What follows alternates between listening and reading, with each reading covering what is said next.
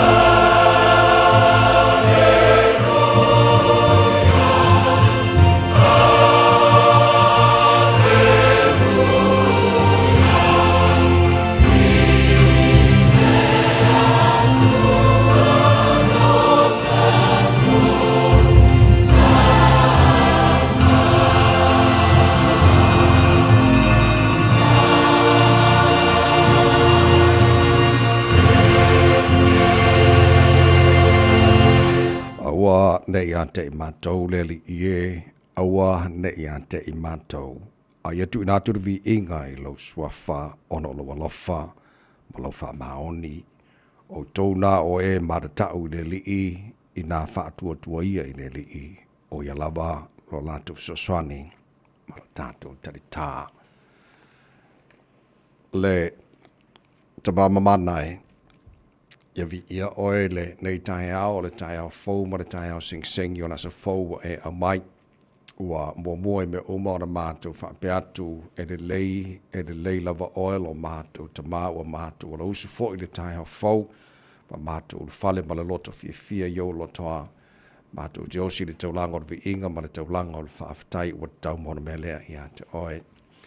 Mātou pese o vi inga langa ina lo manu malo ma mātou whapeatu e pa ia lava oe le atua o au, o le atua sili ese, o le atua matautia, o le atua mamalu, o le atua mamana, e ifo I uluma o mea umana e whaia, e le ai lava ma se e tusa ma oe, o le atua oe malia I manao, I mele lei malava, e tu maualo walofa, malo wha maoni, malo wanga le lei, e o lava ngata anga o mea uma, o oe o le tupu e so I fua ma le vavau, e o le wha o le atua oe la e le vi inga le malo le atua oe pulpulu le matango fie. Ta mawhaf te tere lava, I lau mea lofa lo la fau mātu maua nei Taeao, whaftai lo lofa o le fo ua momori matai mai le folaunga le tino. Ia ua e whapopol nea so faudo latu si fua mara mātu ne yola ua mātu o lia e fo le nea so ua lua se fultasi ia so iu lai o le folaunga o le nei fo i tu sanga. O le mātu malanga o le nea so lo mātu ta mā ua mātu tu inatu o ao wha mone se e tau tai. Le mātu folaunga le ua whai nei. Maru ia whai wala e whengai mana tino. E le nea so fau e au mai. Ala whangia fo i nei a mātu whanau ia lātu ua o onga. Le paolo o ao te leo ma maru ti aina ia mātu whanau o sa iri le poto. E ala ia o onga. Whamuria fo i whaiwalo whengai pēr mali mta mai tai whaia ongolo ngā whamaleo au ina nei a mātu whanau. Mātu tēne nofe atu no mamau. E mara tua pēr sa mola tinu pele e le mātu te talo. Whamuria le tinu e whawai te oe. Manuia te itai o Samoa. Nei mātu ainga uma mana i mātu te ngate le ngate Samoa. So se vaenga o nei lano langi o lo lalama pāpa au ai i eile manuia o oelo mātu atua. Talo fo le nā mo le nea tunu ni usila lo mātu nofa maama wai. Whapena tunu umalava o le nei lano langi. O le tatalo mana tu i mai pangana i mātu mātua tu a sensino Samoa i maru maota malawa le nei aso. So se no whanga lo tausia i lātau. Mātou te talo ina ia whapenaura te tō ruaina lātou le māwhana whana lo walofa ne vai taimpa le Malu lūre nei tūlangi o lo mātou iai. Whafo isia pe ala lātou si fua laure le tino sidi lava e le anganga. Ta māso astasio tangi atu fia maula wha mālo longa. Ngase mai o le tino lo whātau tōri ei tono ainga so se mauta ngase. Le ngate ni usia nene o so staffora nei kelope. Mātou balaudo mana wha mālo lopa i atu pa i ane pa ifo e whafo sia lo lātou malosi. Ia fo ia tu vi inga ia te oe a me umara whara mātou whaia. Ine nei aso fo e mailo mātou a tua mātou whaia ina ia fo ia tu le vi inga ia te oe atu mauna mātou whatawa. Ta mā whaamaria mai le tau tua, ala raida Samoa ni aso atoa. Mātou wale mātou pala au nei mea malawai ala swafa man malo i usi kia bisolo mātou ri mora mātou whaola. Amen e. Yeah.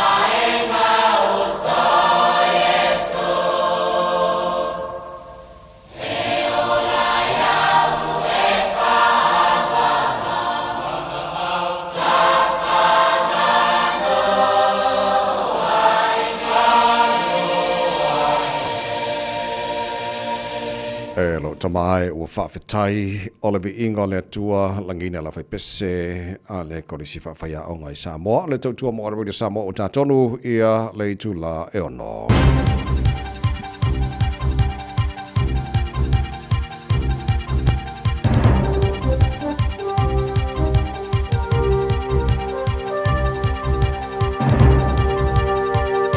In this update, Andy Burnham has become the British Prime Minister, the fifth leader for the UK in 4 years.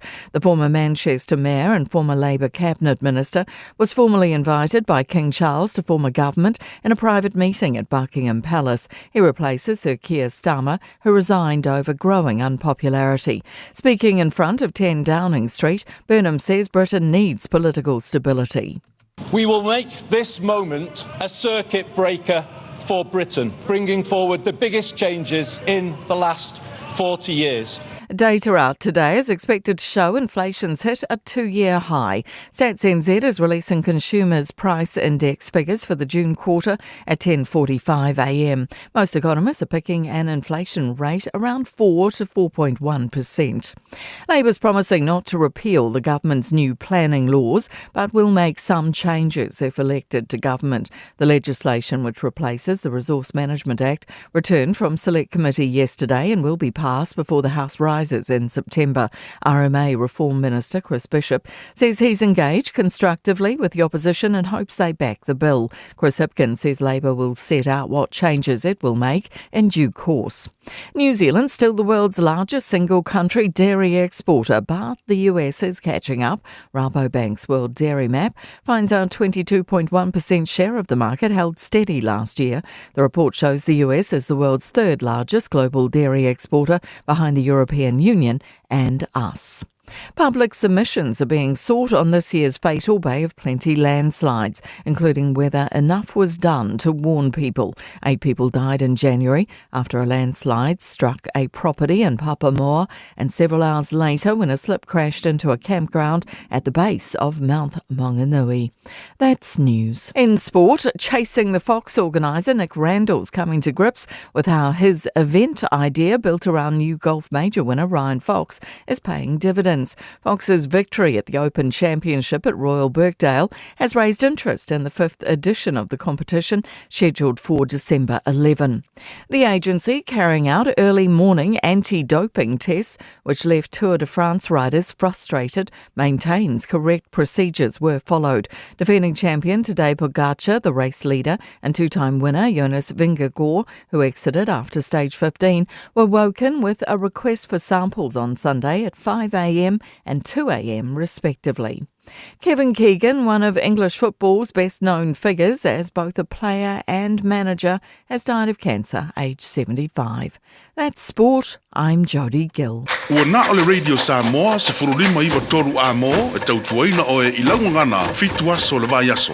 O te whaatalofa mau whaawheloa e whaatulima le watele ma le whaaloalo Samoa le tino pele pa ia malo le whaafonganga nei Taeao fau te whaatalofa ia te oeres whafa mana malolo tātu whaolo i suke riso le o tātu bauaide nei aso o le aso o whaia le tua tātu te oli ia ma tātu fia iai patpatia whaatasi nanga le lei o tātu tapa o siri le langi o le whaina mponi maro tōsu fōmana maa te wala o tātu siri whai lumo le nua le o tōre nua manua le o mara nei Taeao awere vi inga e anta ia lofa mai le tātu matai e le langi tau tai tātu wholonga nei aso ma tātu wholau le laulo na lofa o tātu iei nei fo aso lua se fulu ma le tasi e aso i ulai o le tātu wholonga le lua fe lua se fulu ma le ono sumaila whaafonga le pora kalame maro le Taeao rui le Samoa le whenga ngama marantasha vai lua o lo so mai insinia o tātu Facebook ma le YouTube ro le Samoa se ro tasi pa te ma le whenga pesta el te ro sio ma tō ona nei tamai mene tau tō ina luto pa ia ma luto maru se pa ia le tula e se fulu e le Taeao nei malo le sifua maro le usu nei Taeao fo ngalman Whaamalo fo ile langi mamailo susunga le awa tawai ia vi ele tua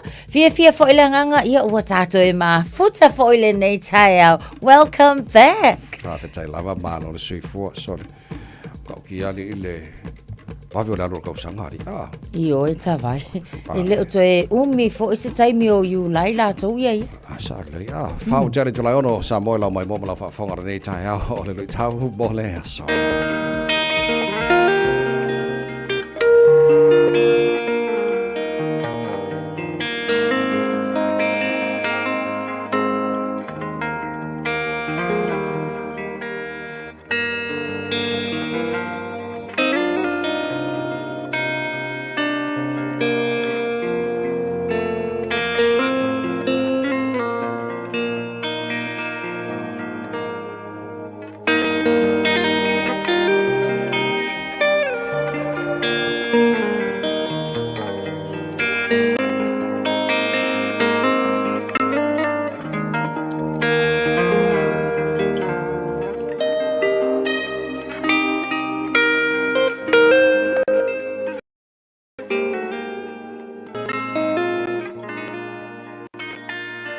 Lui tau mo le aso. Manao Solomon i le mafau le lei. King Solomon wants a discerning heart. Mo mua le tupu, ma tā upu e tolu, a olona foi upu e iwa. O lea, ia e fōa i mai ai lau au auna le loto matala. Ina ia wha masino e ia i lau noo. Ma ia masino ai i le lei, ma le leanga.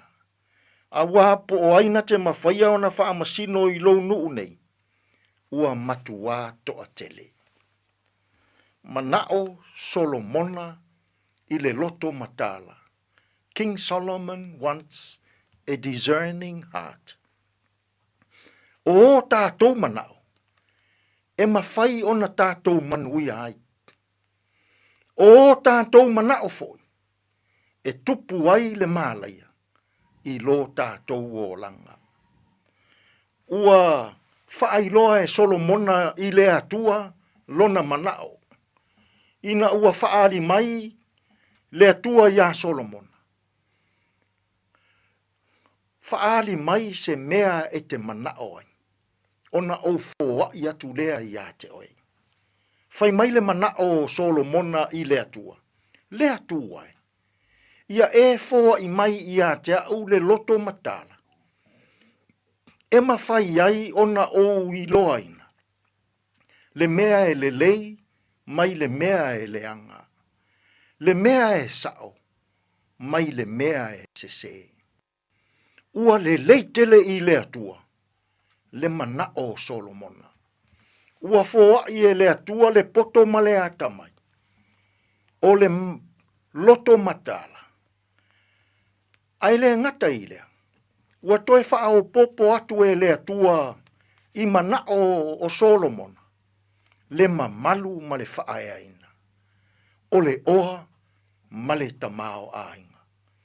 O Solomona. O le tasi le nei o tupu tau ua ma longo a o le lalolang. E le aise tasi luma atu, e le aise isi tupu i tua mai. Na te mawhaia, lona poto malona ata mai. Ina ua fōa i e le atua ia Solomon, le loto matala. Mana ia tele le manao Solomona. Fōa i mai le loto matala. E mawhai ai, ona o i loaina, le mea e le lei, mai le mea e le anga. Le mea e sao, mai le mea e se se. Le mea e matanga o fie, mai le mea e matanga. Samoa, ia tātou mana nao, i le loto matala, e pei ona manao ai Solomona. Ua manao mia, i to tonu o lau whainga malo. Le loto matala, e mawhai ai, ona i loa le mea le lei, mai le mea e leanga. I loa le mea e sao, mai le mea e sese. I loa le mea e matanga o fie, mai le mea e matanga. Na tauta ua le tupu o Solomona. I lona poto ma lona ata mai. Ona o lona mana ona momoli i le atua. Fōa i mai le loto matala. Samoa ai. Ua mativa Samoa i le loto matala. Ua mativa Samoa i le iloaina o le mea e le lei mai le mea e le anga. Ua mativa Samoa e autilo le mea e sao mai le mea e sese.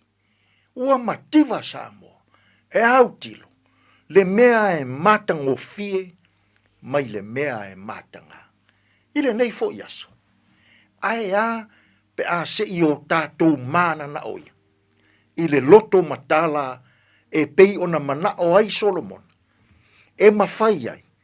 Ona e iloa ina i le nei yaso. Le mea e le lei. Mai le mea e le anga. Le mea e sao, mai le mea e sese. Le mea e matangofie, mai le mea e matanga. Mana o nei, i le loto matala, ina ia foa i mai e lea tua, i lau tautua, ma lau au nanga. Tātou te tālu. Lea tu waia. Foa i mai a le loto matala i a Samoa. E mawhai ai o na mātou i loaina. Le mea e le lei, mai le mea e le anga. Anga le lei mai la ua fio ia mātou fe au mga luenga o le nei asu. E tonu ma le lei ai mea uma. Lou lav suafa Yesu lo mātou walii, ma lo mātou whaaola, ua mātou tatalo atua i nei. Amen.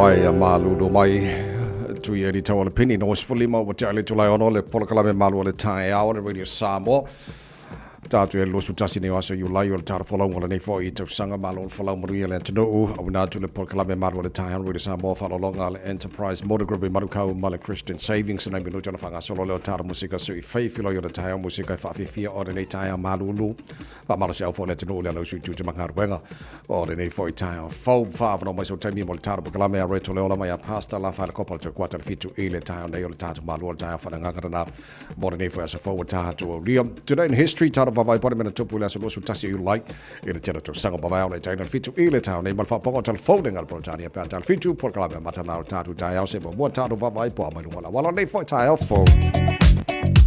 Talo whaave taavale lunga le tātou awala tele mai tau atu I le āmatanga fo I le Taeao.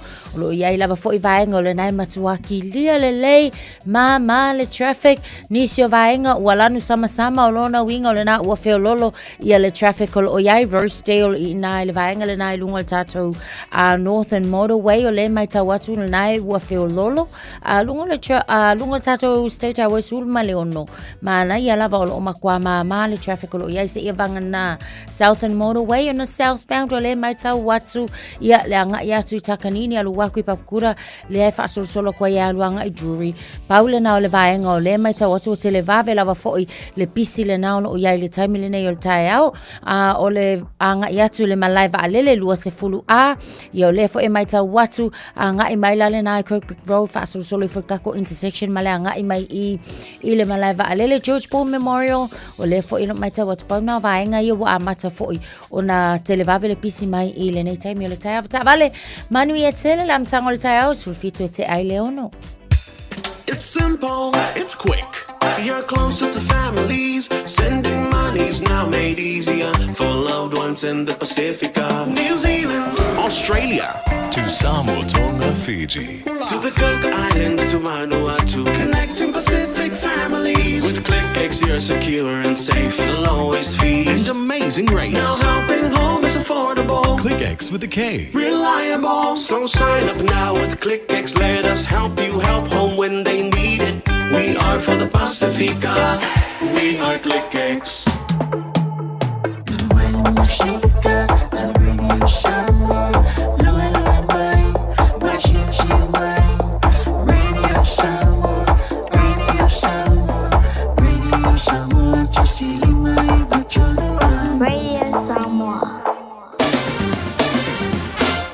Matal tala taura nei fo I Taeao fo tamaki makaurau au kilani no whaka whasa lawa Radio Samoa I walo I le Malu lure nei taimi o le Taeao winga wha ma wino le tau le soe pa o timu ma mafa timu ngari so taimi le tui ma tua whanga paro whaasolo atu I na langi le leini so taimi lau auri ma le whiawhia na nei ange mari ma le sabili mai saute se funu mat whaara maulunga e o I le Malu lure wha ma wino mo au kilani le so Taeao pe au dia la whaasolo na awa awa langi le leini tena vaenga au kilani se funu lima maulunga le Malu lure wha ma wino mo au kilani e le aso Taeao le vainga yon tuatu le stofio la whaasolo na awa awa langi le leini tau pa au timu tela vaenga au kilani le sforeile awa awa langi le lei pa una e wanga niso vaenga au kilani le sto nai pa au timu ngale sa mana so fuara pa yaso do mana I atu Whamabonga na ua tui in mai la vai taure nei whai taimi o le Taeao. A e fia I lope ono lo fia lo fale I lo lunga. Si aki lo whanua I le Auckland Flood Viewer a le Auckland Council. I lunga o upenga ta whailangi. Si aki lo toa tusi pele ono a fia ngu fia lo mauta I lo lunga. Talanoa I lo ainga I me whai pe ama mafa ti munga. Wha ama mama tewo tu ama ota. Tātou te le pōlea le tau. Ai mawhai o na tātou sa uni mo fisuia I ngō winga le tau. O lo saonga le mu I taimi o lo longa mamafa. O lo o yo lava lima. Fumale wala o tele tulai ono. Tusi Taliban le Taeao. O le pese talina whawhi whianga Radio Samoa nei fo I Taeao. Fo le atinua ngai tūte mangaruenga o nei fo I Taeao. Malo wha malos. E le whaingo whira sui whanga le kako. Usu ka. Moria whaingo nei aso pese le moa. Matala noa manu lenga ngā nai o le Taeao. Abe o le la ua punitia po I puao. E sau Malu e whaasusu I laua la au.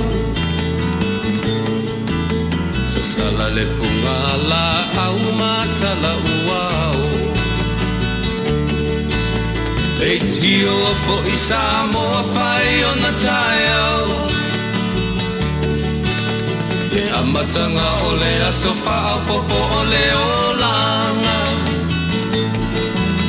Te Taeao nai matani uwhenga I ma le ata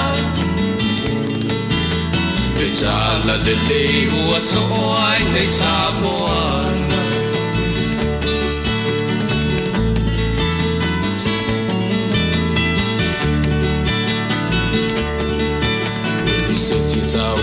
Le sua malie o le vine ula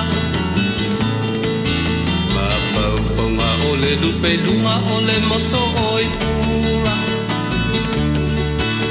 Le langa ali ua pua ina mai lona malongi Le aso o ua foa ina I le Samoa moni Le tio fo I Samoa whai o na Taeao Le amatanga o le aso whaapopo o le olanga Le Taeao nai matani uwhenga I ma le ata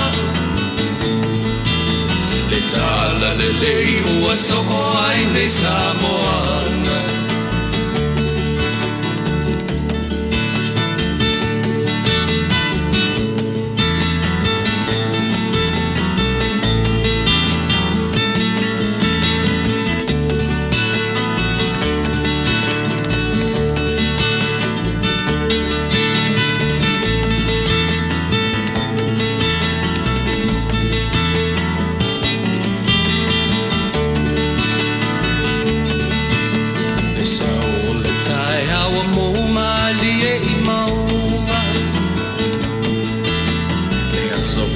Valo ia I mapaupauna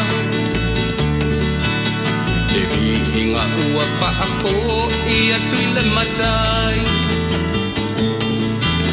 Tangata soifua ua oli oli ma whaapetai Le tio po I Samoa whai o na Taeao Le amatanga o le aso whaapopo o le olanga Le Taeao nai matani uwhenga I ma le ata Le tala le lei o aso o ai nei Samoana Le tio po I Samoa whai o na Taeao Le amatanga o le aso whaapopo o le olanga Le Taeao nai matani uwhenga I ma le ata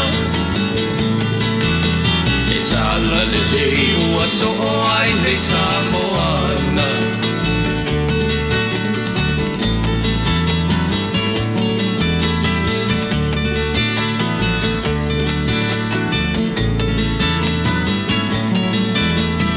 Hey ho lua se fulu ma le tolu mana fala wa te ni tulai ono le tautua mo le Samoa ma pokala me maru le Taeao ta tu ye ni fo ya so fo fa malo fa tai to le tapa anga le fo fa tal fo ma le Taeao fo anga mana ia mo pa anga mo tar pokala me ta tu filo le Taeao fo no Facebook ma YouTube ro Samoa ki ora fam tapa ki makaudo ora no fanga na fa sa lo ma le Samoa ia po fela vo ia la lai ka ke so ka ia ma ka ki le technology Io. Ia wa aso la mi le kio la ko a fa pe al tasidi me tolo a molonga malo si au kilang ia pa wa ka fenga fa longo longo ile ka por kala Ia. Ia a fa pe foi la o le fa mo kasi ongo 106.1 lai sa mo longa malo si foi e fo lo na malo si o e pa foi nga ka fa longo o le te kono si la le uta tu ine o po fe la vole ka fo la langila la la tu no pa wa le wifi Yes. Io na le wifi. Yeah. Io antaro so ta ile so fa taro fatu nei ta fo vi ile lo fole tua no lo ta to mo. Io antaro so ta ile ta mo le ta ole pe au lo le 10:45 to quarter su ta si nei ta le lo fate tani ni sila po fa lo mai le tulanga ile inflation ia pe alu lunga pe pa ulano a tala no ile inflation ta fa ngo fie montanto e te tala no ile tala tasia te maua na fuafua le pe fia le tupe te whaaluina e whaatawai ia mea ai mai si vaenga. Ele le whaafaigo fia whapena mo le atunua. Ea. Ia wa o le taimi le nei o le lava po already e tātou le tūlanga taunta, but o nisi nei o masalo salonga fo i lele po o valo anga. E mai tinoa lava fo i e o aku i leisi lua tau sanga luma nai. Ia ua wha au popo lava fo i o lono winga o le lava i tilo anga i le kolu pasenge le lua afe a lua sulfitu which is o le tau sanga fo pe a ulia. Ia ona wha solo akule e wainga o kako i leisi lua fo i pasene pe a wha apea i leisi afa o leisi tau sanga a lono winga. E o koe le lufulu valu fo i la tau ia lua o lua valu ia o koe alu waku i lunga i leisi fo i lua pasene o lono winga ele o stulanga fo i lele a whaingo fie o lo anga i ei tātou but o tūlanga wha apea a vave o nei loa ia ona fuafua le lei fo i leo le fuafua tātou a wa a le lei fuafua lava tātou ia ele ia se meo le a whaapole nei pe atu vale tātou ia i wa ainga o mama suinga o le soifuanga nei So tātou whate tali o le toe kuata le sfuntasi po le 10:45 a.m. nei le Taeao termina New Zealand. Ia o la whailo mai ai. Ia po le tulanga ia le inflation po le tulanga ia le tala e maua e tātou. Ia ma le pasene whaalu. I menei o me ai. Mai sifoi vaenga. Ia, o mea ai. Ia, mai sara fo i le swa u le vai tau le nei o tātou. Ia, i le whainga tā lea le o mau mai stoa file mu i le vaenga le o lo whitaua i pēr. Le isi la vaenga le nā le o makua i alua i lunga. Le search fo i le price search mo tātou. Ia, o kūlanga la ia. Whainga tā la ia o le wanga ia. Ia, ai a whaapea fo i pē uma le kaua. E le whaapea uma lo le taua ona toi fo i le tūlanga tau ngōwhie. Fo i le swa u i se taimi vave o lona winga. Whai asi umi. Ia, o le whainga tā le la a whea ngai matatu. Asa le, le lei, o no fomo mafo le a whapea o le tangata e lo wha so al tala e tasi. O te lo fo i o le tāwana na, o le mai taimi o le soifuanga lo tātu iei, te le tātu tala noa cost of living, tātu tala noa kau le pensingi, ka pokala ngoa, i le kau ngā o mea umale o whianga mi tātou, i le nevai taimi. A palasi mai te tono o tātou walo te whale ma tangata lava ia, o te nofo mo mafa o whapea. A le leino wha so so al tāla tasi. Ia ku sa pele lo vanga la wha so so la ko midionga le, a kai loa kai kai wha so la kai kakala kasi ai. Ole aunganga o ki. Because at the end of the day, the umal tangata malana wha so fo le. Le mawhai lavonga. Mawhai anga. Masoifua ile aso e kasi kala. Ia ua makua. Mana ia fo ina on whai ngōwhio on whaso sol se lau tala. Asa le whainga palo te tele New Zealand le aso fito November o tātu iai pe amal tue whamasina lo tue temine nei o te lo o tele i vai aso dei tasi o lo o mawhai on si sila le tunu tātu vavai. Whaso so mai o policies al telo party. Mawhai tula le Green Party. Pe au te loa vaenga leo lentale no for the national male leipa. O le anga i vaenga i o wha ngā ino solar. Rather than le tisi lo wha ngā ina. Fo le talitununga la le greens lau titi lo atu. E le ngata tango fia la atu packages le titi lo anga iai. Ia o la tau pwena talitununga ka ungo fia mawa po i le tisi mo ai. Atu no le o mai tawa tu fo i le iai pe a fofua pe ona wha alawi lo o mai fo i e tai fo i le greens la tau ia. Chloe Shorebeck iai wha pena fo i Marama Davidson. O leo o lo o iai la la tau fo i fuafuanga. E launch la, o pe o le la ko launch la sa whatanu in Dunedin. O le tūlanga fo i lele i le whaatau ngōwhia ina. Kalo sia, ia au mailing e tala. O se tala sa o le mo tātou fo. Wa o leo le a iaila la tau fuafuanga. Iwa se lau valus fulu miliona tala. Whaaluina e tau sanga e wha. Ia e fuafua la le na mō le whaatau ngōwhia ina. Mō le whaapauinga la leo le kawale ele kise mō tātou. Ona la. O leo le a mawhai una fisosoani fo i lea. I le whaonga ina fo i o le solar lights. But ila o, iei fo ia, wa ia fesili fo i le pēr o mawhauwhau o le tangata pālota. Ia a whaapea ngei la o le area po o le fia masino le tausanga o le aleko. Iei se la e susulu. Ia awai mana tua fo i lo solar energy pe ia wha moe lava fo i le fo i. Ia male malo se le sulu la. O lona winga. Ia ke ola ia o te tilo lava o fea la lea o le a wha moe la iei le vaenga le. Pe a whaapea la fo i. Ia o le tūlanga lea o le uanga iei la tau pat. O le lava fo i mana ia o le mana nao. E whaawau ma whaalau tele le tūlanga fo i lea Warma Kiwi Homes le mai tau atu e te tau ona iei le upgrades mo nisi o whale. Inga. Pe ama le 5 afe le tilo la tau e whamanu. Ia ke au. A whai e whamanu e inga. E kakaunga whamanu e ina malava. Instead o le portion lava fo i New Zealand. Ia tau ia i lo ule nā tilo iai. Pa talo sia. O nei suinga e tau mawhai iai. Ia o ngā mō tātou malava ma ia mawhai. O nā launga ka sia ai tangata. A wai ese o mawhoi tātou i le nei vai taimi le tau whaasoa fo i le lolo iai. Ia ai sa le ia o te lo wa o le winga la tala le fai atu fo le foringa mai o le e fo ia nga i uma pati nga i le tulanga o le fa nga ina o le solar system fo le mai lo el tise le fa nga tātou fo le la total telunga.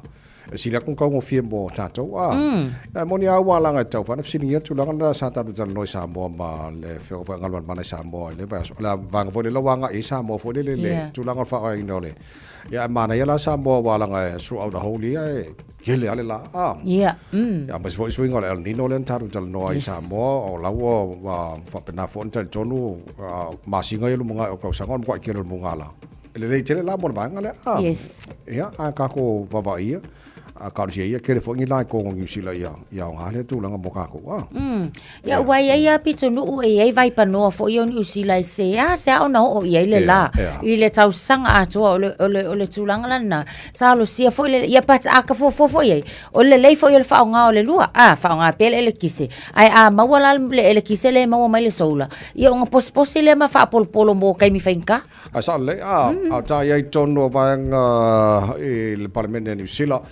o jalo ene vanga len toi famani mai il palmia o New Zealand tu sinave mo to Christopher Luxon il tulanga ile Resource Management Act ia male toi ilo ina ilalo fanga malo ye nei ala titi lo tu ile va il opposition party lanto e te le vanga le ia ma anwal ke lo isi kupe mai si vanga ia me ala ilo malo ala le ia fai ya mare fo langa le tuanga ila to i loi fo ola ye ngai si me ka fu fa le ati ya o le tawa tonu ale o le yo sei tuanga e la to te ngai ya fo ile le ia fa ai unga o male malo ma la to fesiling ia fa ai unga o male malo ia pe fa amata e tala fe unga pe fa amata fo e mautino e fa manu ia ina umai tanga tala utele ia wa o le te mai tawa tu lava fo ia i le fina ngalo lava fo ile pale mia o le o ia ta mau lava o le reform le o anga ia iai o le afiso soani la le na mo le infrastructure la vai tono New Zealand o le mafai na tele na vave na mawani so ngalwenga affordable for i mo tangata uma peitai ia o le fo e te se fo ile le tuangai ona pe atilo fo ilato o le ala atilo nga fainga kale ona ia o nisi o tulanga pe la vala o mal taimile nei atilo infrastructure yes o la ia singa kama i solonga le pat ele o mafai ona makua i mayo hio mai ile tolu tau sanga le wa ai anga i le ele o longa lava no tula i mai New Zealand i se tulanga i mauti noai e io e inga uma e kanga ka uma i le wha amanu e ina i tulanga i e pei ona iai o le lava la olo o tau mawhai pea ina i a fisiringi el malo i a mauki ngoa whai unga o mai whai i a e penge fiki e fo ele manu i ai tanga tala ute a sa le a te luas for 5 minuto lo tala tala le tula fitu la tato ba i se tala mai el au whai lafu moa po la kulanga ka ko fua moa ele fua moa ia le ala so sala wili tabita tawa fa Samoa good morning Uia me ai tu aisa wata umata fo ile alaisa a si fua uli lava male fang sea sai na fainga mea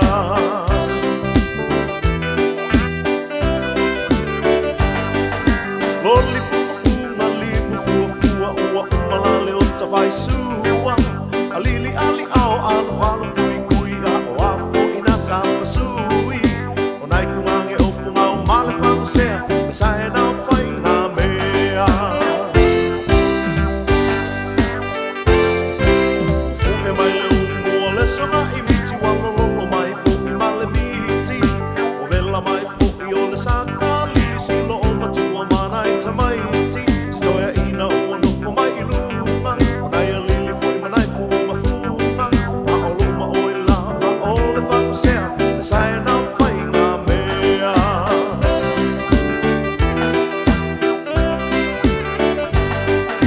loli fuma limu fua ua umala le ota fai sua alili ali au alu kui a oafo ina sapa sui onai kumange o funga o male fang sea o le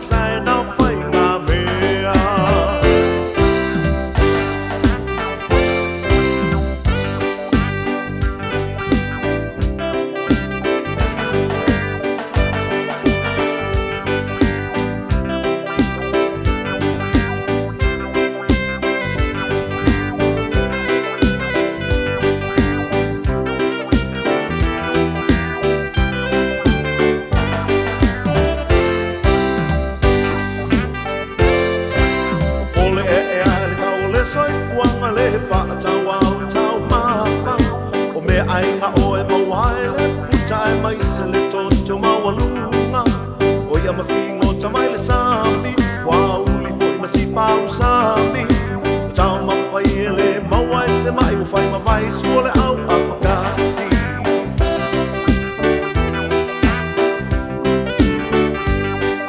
loli funga funga lima fua fua ua umala leo ta fai sua alili ali au alu alu kui kui a o a fo ina sa pasui o nai kumange o funga o male fango sea le sae na fai ngā mea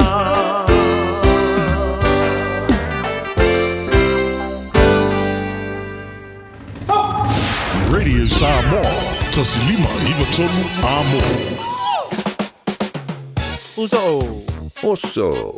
Son, fe o kausinga iau makari I la manga iau lau ka vali fou. Na boi amu so. Bag. O le Enterprise Motor Group man ka. Wa uso yai kai awangi. Le yang whakamoe dau whainga duenga. Ai o akure a fia wa show lau ka mai lunga lau wala. Pa wa koinga ka vale. Piki apu SUV, van. So koinga ka vale ha. O fe fol kava. O le lima ongo fiku Great South Road man kau. Pe vile le over se lau lima o dua kodfa. Enterprise Motor Group Manukau. Sa ili, fili, ma ave loa lau taavali. Kia ora Aotearoa.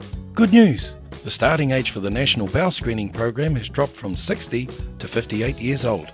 You don't need to do anything. When you turn 58 or 59, you'll be sent a free bowel screening kit. Happy birthday. Even better, you'll get a free kit every 2 years until you turn 75. Bowel screening can find cancer early when it can often be successfully treated. It's free, quick and easy. Bowel screening saves lives. When you get your kit, just do it. Talofa Samoa. O le whapito o le Best Bargains New Zealand Winter Mega Sale ua a mata I le taimi nei. O fi whātau sau telefoni fo. O lo maua le iPhone ma le Samsung lata mai. A mata mai le na o le lua lima tā laid vai aso. Ai ala se tino fo lazy boy. I le na o le lua whātā laid vai aso. Mā wae. Wa siria ma le lua lima tau sanga le tau tua a le Best Bargains. Te tala fitu aso. Wili mai loa I le o valu selau lua iwa toluiva.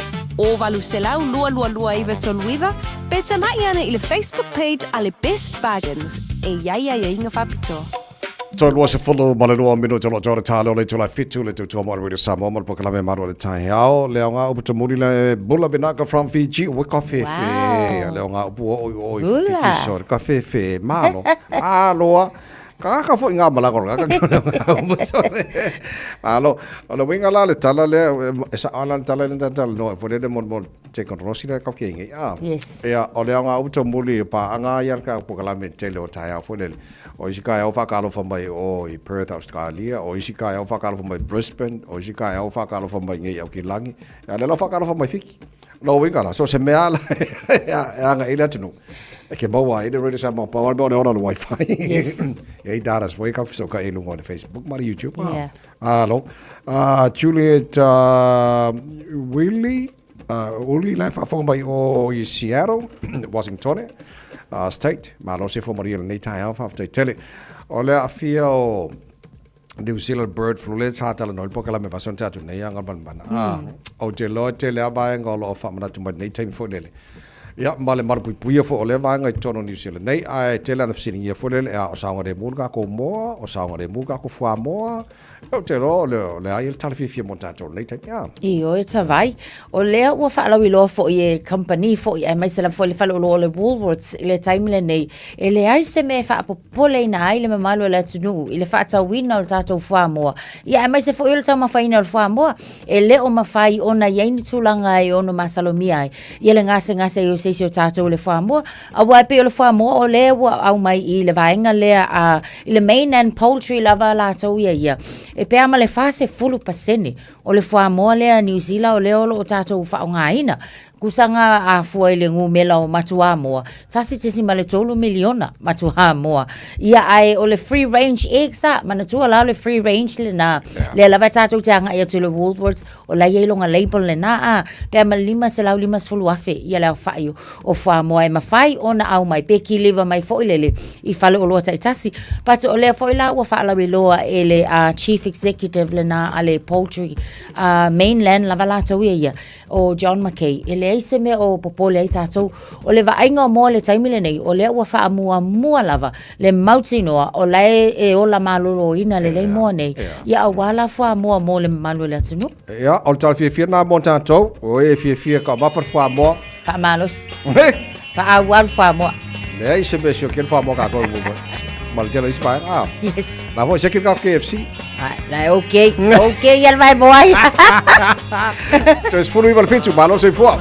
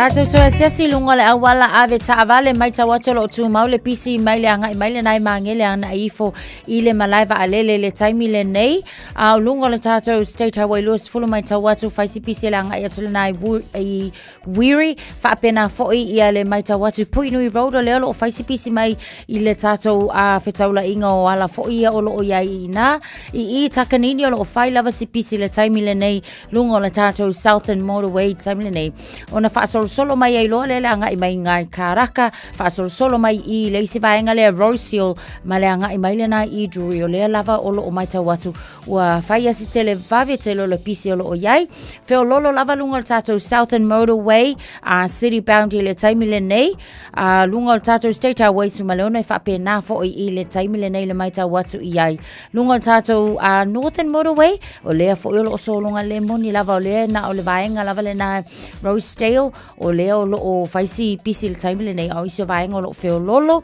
Birkenhead o lo mai tau watu ia paule na o le vaenga le na fo ua amata o na feo lolo le pisi mai I le anga ia tula na tātou le North Shore vaenga le na o leo ua iai lunga tātou awala ta vale manuia tele Taeao 5 minuto tale o fitu Thank you for choosing ClickX. Hey, did you know that sending money home to family and friends if I'm very clicky? By Australia, Fabia, New Zealand, to better for my no eye. Upolo sa baki, manono ang polima, isamo na eh.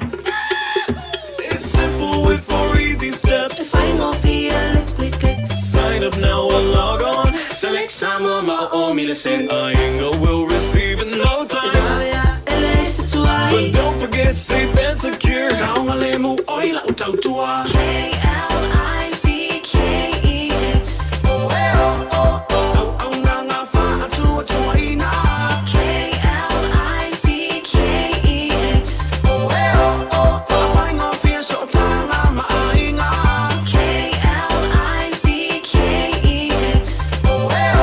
Supporting Samoa with our very best. We are ClickX. Talofa lava o le si'u fofonga le nei o Samoa, le Radio Samoa. Bread of life sent down from glory. Many things you were on earth, a holy king, a carpenter,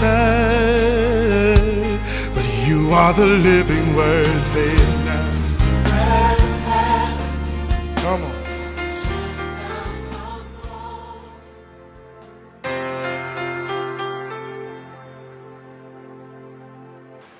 O te fia fo ile nei aso e whawhiloa i tātou atunu, mai le tātou porkalame o le areto le ola, ma lo lava le soi fua manuia ile nei fo yaso. O le luka e luas fululua, le whaupe tors fultasi e whapea, ua whetala i atu le li, Simona e whauta, ua mana o tele sa tani ia te outou, ia lulu ia te outou, e pei o le saito. O le upu mo o le aso le nei, o fuafuanga sa tani mo oe. Wei loe iei fuafuanga le atua, mawalulunga ma le matango fie mo oe. Ia ai o le mea makaukia, e whapena foi, ona iai ia fuafuanga a satani mo oe. I le Ioane lam ta upese fulu, fai upese fulu, e iai le mau masani foi le o le fitalainga Yesu, fai mai Yesu, ona fatusa ia le ngaingoinga satani. I le tangata ngoi, fai mai Yesu, e le ai sisi mea nga sau e le ngoi, po sakangi, na sau o ia, e ngoi, e fasi, ma faa umatia lo wolanga. A o Yesu, fai mai, na sau o ia, na o sau ina ia e maua leola, ma maua a tili ai lava. Le ngate na e maua leola ila lo nei, a o leola ma le manuia e faa vavau, o fuafuanga na le atua, moro wolanga. E ke lo sakangi. E ika ke le sakangi I fuafuanga na le atua matango fie mo oe. Le langa whailoa Yesu ia Peteru. Mai o Peteru o le soo lata ia Yesu, ia muli ia Yesu, fatasi maisi soo o Yesu, sa lata I latou, mai ai le mafutanga mai Yesu. Ai ngakango Yesu, ua whamanatu ia Peteru, whamangaku iai, ia le mo'omo'onga o le desire satani, po le mo'omo'onga satani. Fai mai, ua mangao sakang, e lulu o tau pei o le saiko, o le upu le lulu, o le mea foi le faile, kei me foi le process, foi le o le whaamamaina o le saito, e makua lulu, o le si mea e sasa le saito, nga le lea e se leo le apuki. Ai o le whaamoe ia pa ur whaku saiko, I ko kongo se pou. Winga la, o le whaamoe ngā le lulu o le saiko, ia pa ur saiko, I ko kongo le pou. Ai o le mea kongo anga mga o e satani, e mga o e lulu oe, o longa whaamoe ia e pa u, ia e o aku I le mālaia, ma whaalumaina oe, ma matangalo o langa. Po le ala lau tau mawhai, lau kau mawhai malosi, lau kau mawhai ke laka I le atua, kai pe o Peteru maunga so, sa siringa laka I le atua. Ai le iloe la tau, ia le mo'onga o sakami, ia lulu I la kou, ia pa u. So, o le mana onga la sakami, o le lulu oi e pa u. Ai o le mana onga, po le mo'onga o Yesu, e mana o Yesu, ia tu maulo fatuatua, I taimi e lulu ina ai oi. A kongo o lulu ina oi ni whawhita uli, o le mana onga sakangi ia e pa u. Ai e mantua le mele nei, I whai upe lua so e tōru se hululua, whai mai Yesu, ua o whatonga mo oi Peteru, ina ne I mavae lo whātua vai. E mo onga sa kangi lu oi e pau a ia e loa.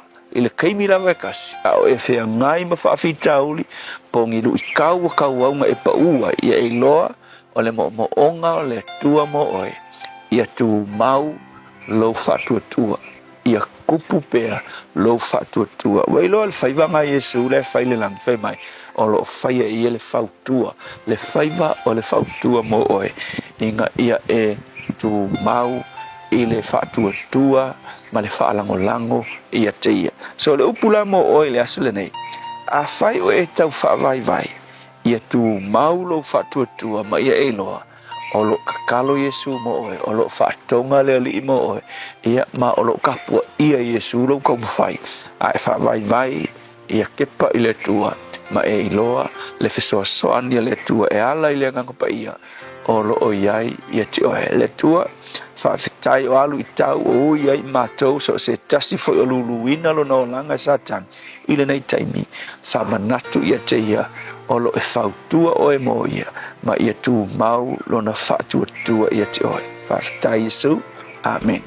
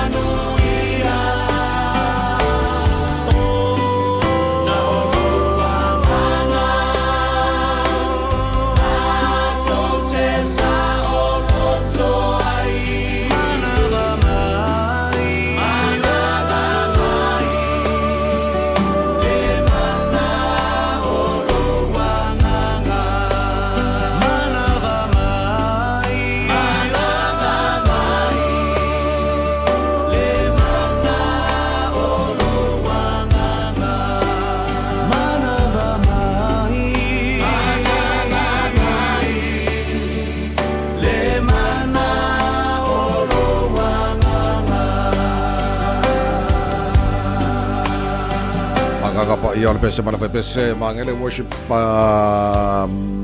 team. Ja, for mig på kalame retolo all on for Taeao. For we know what to find no jolo jolo talo le July. Fit July so los futasio you lie on mena to put ya so tau sanga ma. Sama ta siva fa fitu le so le taimi mua le na mafai ai ona fa tau wina ia le fainga pa lota to tono Indonesia mo le taimi mua au le tau sanga ta siva valutolu le so ia sa fa tau wina ai se kona se titele lava Diana Ross le tama ita ilawi loa I to tono le Central Park in New York City peitai e le fa awa wina ona ole ma losio fai titili sa iai I le fo yaso lua fe lusul fai le so ia le so le endosai e Joe Biden ia le tamai tai fo ia Kamala Harris e mafai ona tamo e fo ile le palo ta le sa fa tau ina fo a le United States ia ni sina o va inga mena tupule nei fo ia so ina fo tau sanga wa mafai.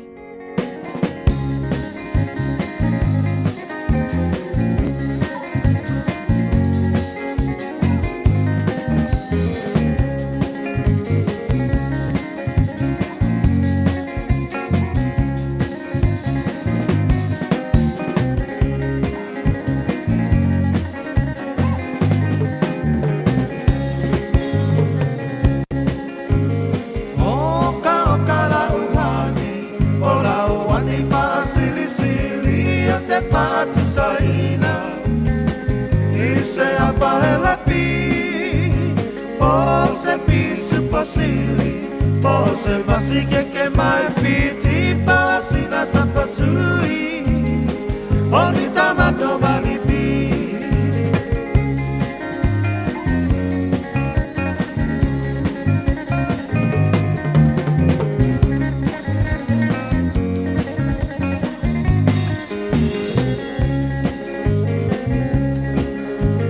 apa la bautonu Tony lau pinangalo tapa ai poipo avane ile malo ele anga ole tatua etele ai ole ti akolo pe pausa pepe ole po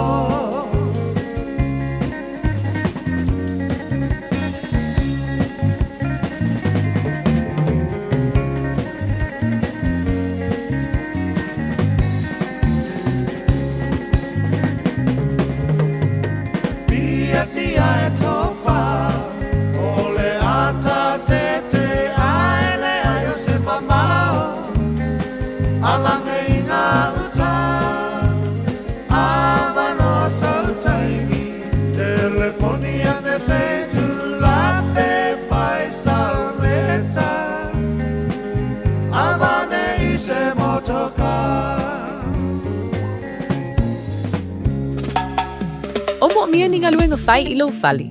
O le living space o lau company if so soani ilo fale leo maota malawa. Ama na umia se pa pui pui, carport, canopy, pe fa folo heat pump, fai sau dick, fa ka peta lo fale. Fab so ta imai ilo living space. Fai a 4 quotes, maul if so soani ilo finance, ele ai se deposit. Vili mai lo le living space, ile o valu se lau, lima faono, fa valu fa. O valu se lau, lima faono, fa valu fa. Ua maua le telefou mai le Auckland Zoo. O le dinosaur track o le atoi fo'i mai le nei tau sanga. Sa hawa vali ma mata I le matau tia o le vaitaimi o dinosaurs. O la atu ngai o inga, maha le atu tangi. Pei e tue wha fo'i oe I le loa se lau miliona tau sanga taluai. E au fia le nei mataanga I lau pe paul fali. Tala fia ngai mo le ainga atoa. Tanga iane I le aucklandzoo.co.nz. O le Samoa Realty, ua whaatutuaina I Samoa ma Amerika Samoa. Ua lata I le whaasfulu tau sangala na au nanga. Latau te whaatawina whanua ma fale, whai alisi o fale ma pisinisi, e o I le iloiloino o tau o whanua. O le Samoa Realty, ua lava le tumai e fisosoani atuai mo oe. A e fia tali tonu, whafso ta il telefoni, o ono walulima, lua wha walu wha lua. O ono walulima, lua wha walu wha lua. Petanga iane I le samoarealty.ws. Samoa Realty, our island, your home. Radio Samoa, tasilima iwa tonu amo.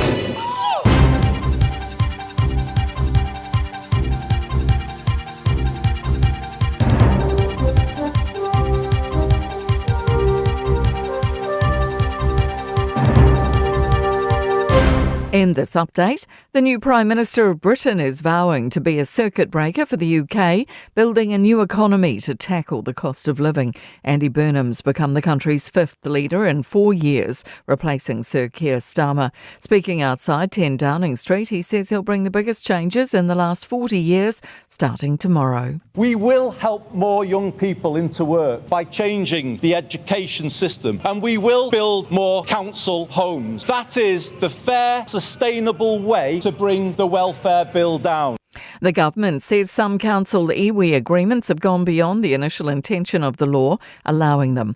Existing iwi partnerships will be tossed out with new planning laws, despite the government initially planning to allow councils to keep existing agreements. RMA Reform Parliamentary Under-Secretary Simon Court says the agreements were initially supposed to be about planning matters. He says in some cases it instead shifted to co-governance models. There were expanded roles and appointments, and ratepayers were funding a lot of this participation in a way that is unacceptable to most ratepayers.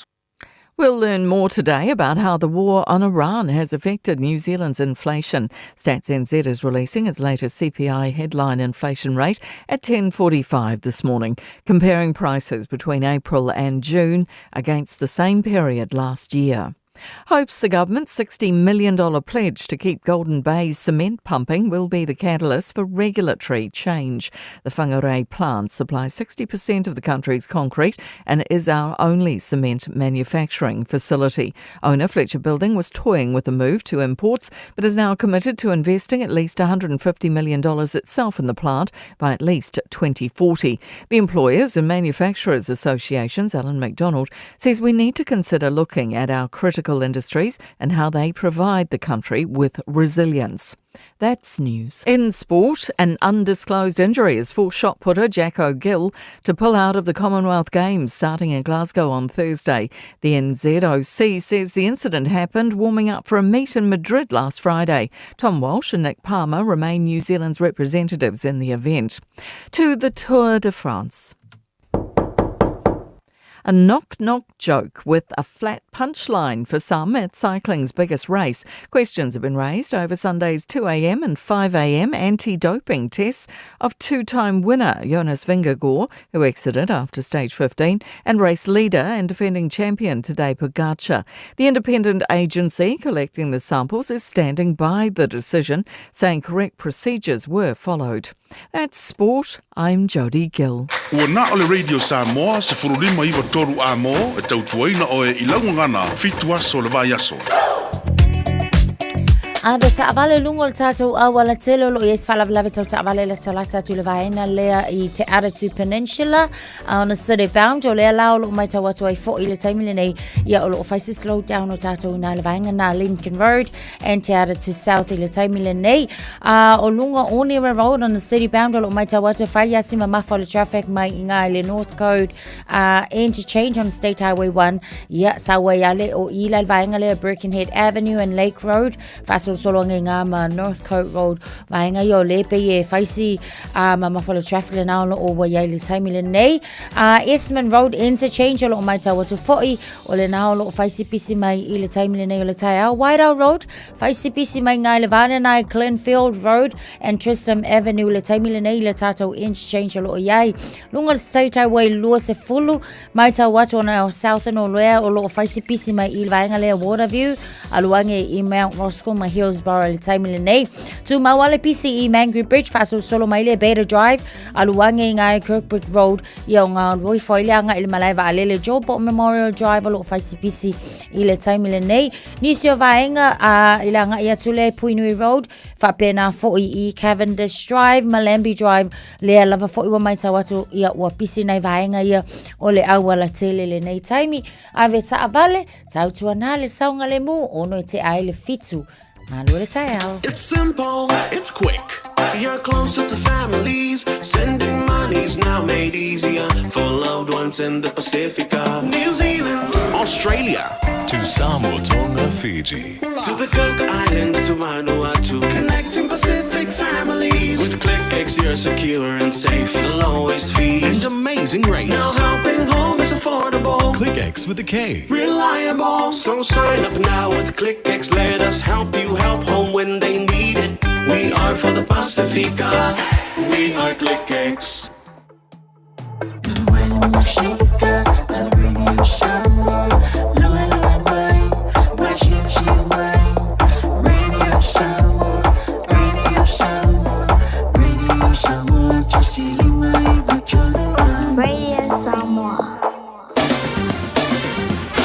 Malu si formaria nei time on Taeao fa Australia tu nul jadi mai tu tu ar Samoa mal pokala me Malu Taeao so se ba ngo lo mau mai tono lo mau tono ta vale tono fa fai ngar wengam pa pena foi mai mai lunga Facebook mari YouTube or Samoa Malu la si formaria vai ngala tamai nei le tala le tau pa va tu Samoa nei ba ngala Taeao lo mana i sulo le lai Samoa te balu Samoa lua se fulu ho le ma fa le Samoa e nei time o le Taeao we ngala tau Samoa mo nei so lua ala fa solo ina langi nei awa ni so time se pangana ni so va ngo Samoa e pa o wai timu pe ona fa mo wina lua se fulu marfitu degrees Celsius mo lunga le vela le Samoa le so lua se fulu mo le lua e lona mawalalo taro tala me Samoa nei fo ya so lua pe antale jula balu e le Taeao nei avano fo e fa tala fa tuai Panga malawal tar bukala melo tar mafunta le ngata ya America Samoa pe na fo Samoa on Facebook mari YouTube or Samoa pe na fo le FM 106.1 Samoa malola va ya le so fu abruia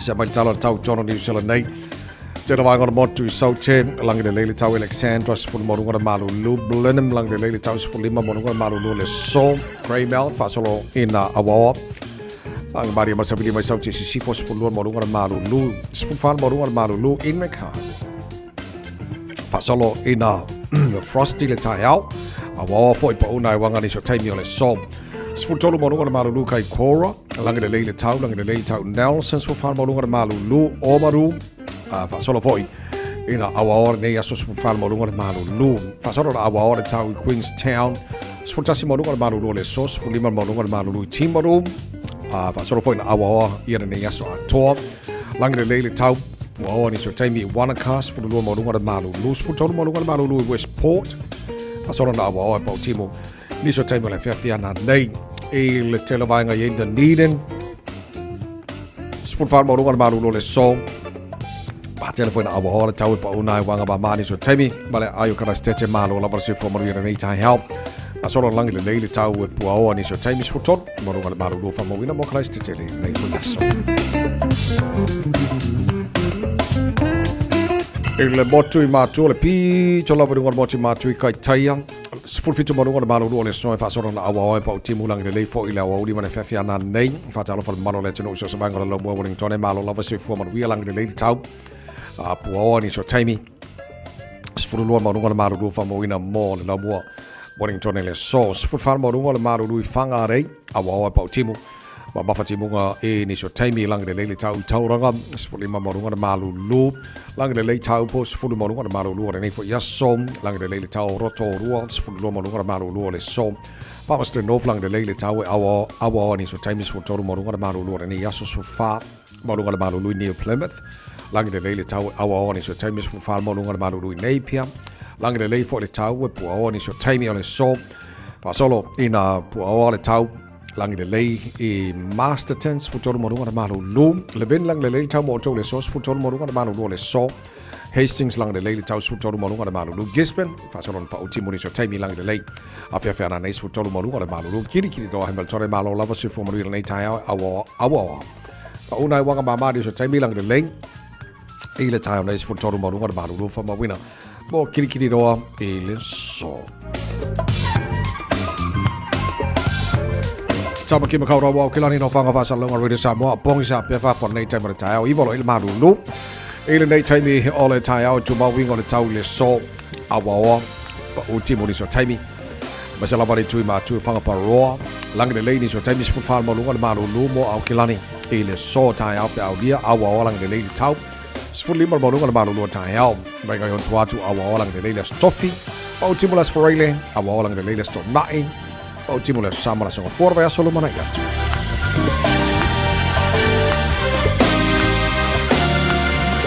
fa ma bonga la tamaina ale aba I tau de taimi o le Taeao faiste fuafuanga e ta pena e lo ainga mo lo longa. Tala noa i lo ainga i le mea e fai pe asi i tia le vai au ta folo fale. Tu au meta ua e se no fuanga saunga le mu, ma wha au ngā se a fianga o lo longa o tuanai. E fai male e sona o le ona toe tu lai mai o ia fianga i lo ainga. Tanga i ane i le Auckland Flood Viewer a le Auckland Council i lunga o upenga te whailangi. O lo saunga le mu i taime o lo longa mamafa. O lo o yo lava lima. So Malu ala wachale tulai fitu le porkalame Malu ala Taeao Radio Samoa. Malu whaftai le tino le tadia mai o le tautua so se baenga lo tara whafutare ni fo Taeao fo. Ya, ba isa koe piki manga yore nei aso lua maruru fo Taeao la toa. Ioi, ma. Ai lava ai ale ai se kier fo mo ai au pole fo mo. Awa. Pole lava tangata ia i le whainga si kailiena na fo mo. Ia masinga toastar Taeao i puki singa i puki lau ki wai manga ia fo la ki fo ngai green tea. Kasi singa i kongi le puki. Ya o isi ai ele se me kafi ko Samoa la to ye. Ai sa le. Kaborba. Ko Samoa mana e tele na. Ya, wa mata pon pisina i matu nei Taeao. Pabe ale mingo il Taeao fo ilanga pabe fo ilalo le kai mila to. Ya te pena nei fa na fo ile le ongo nei aso. Ya. Ya le solo ke fa ko malo a Spain nga fia. Oi, sole. Makua maka ki ale mele o ye ile alo Spain le yengi palasi mai la kapi ol makua le Spain palasi mai soka alla ka ki mai fa ro ngafi ma ye le se final fa ngofie so le makua fa nga ka ari ya o pau a fo too good a Spain so yes ba mai la posen e players ko fa Argentina o ki lo ku o la ko fa nga o makua i lafo il fa se ale ko pa mo la ko nga ko fa re ko lo ka ala ve la mal master le o Messi ya o pa wa tu ku la Spain so dato umana tapo ya Spain ma ko fo la o awale ngo bo ka ri sile nga ma ka le ma ka ngale World Cup le FIFA football Spain falangi Portugal ma ngelangi ya sa woki umare ko ya no sao mai a Spain something sek mangaya talo siala ya wonge yo o fo ile wa man tuai ko akele au kapua fo ile le tato sai si papua nafi ma kala ya ka ko kala pul Taeao po ya ka va ai kula isi fo i va nga fo i o si e manga ya le fia fo ile le a o tulanga la o fo i la to the extent fo ile le wale le ya kalo si ile fa pena nga ya ka ko kala pu ya sa tapua ya ta alonga na nafi ya sa le ya e fo ina isi fa longo te lona mo Spain of the the younger player of the tournament, the World Cup number one Spain. Furuiva to Sarasol. Furuiva ko ano. Kau kia. Or Golden Glove or the tournament akoa. Mo for the goalkeeper Spain. Ya mai si fai longo for number one. Ko amanga ya sol. Shalom sing. Anai. Ole Champignon ko le Ryan Fox le tournament lenga fai. Sole. Amba kau kia sol. Tusan o maka pe au ke lole round kodu ngali mai te ngata America la titilo au ke maka la final round so la wo ke lo falong ai wo something in new sila sole Ryan Fox ai manaya wow e manaya le tala ino lan for ia career as a professional golfer manaya Coach Fulu, the rookie of the tournament of Fai. Yeah, Saul Corsu Fiku, yeah, rookie of the PGA, two of the Fai. Yolo Corsu Rivo Kausang, Asam Pingiro. Really good. Kamagaya. Yeah, Olena. Perkalang Asam Pingia. Ekusa au titilo atumo fai tau il lipokilo kikilo yai. Falling on my, there was a chance. If I play off beanga in the birdie, Rakalenga later, Ralio Sandbirds, the Laker for car, Rakalia sol. Yeah. Yeah, Alangala were busy like a birdie. Yeah, champagne yellow New Zealand. Il pool on school barco feferi.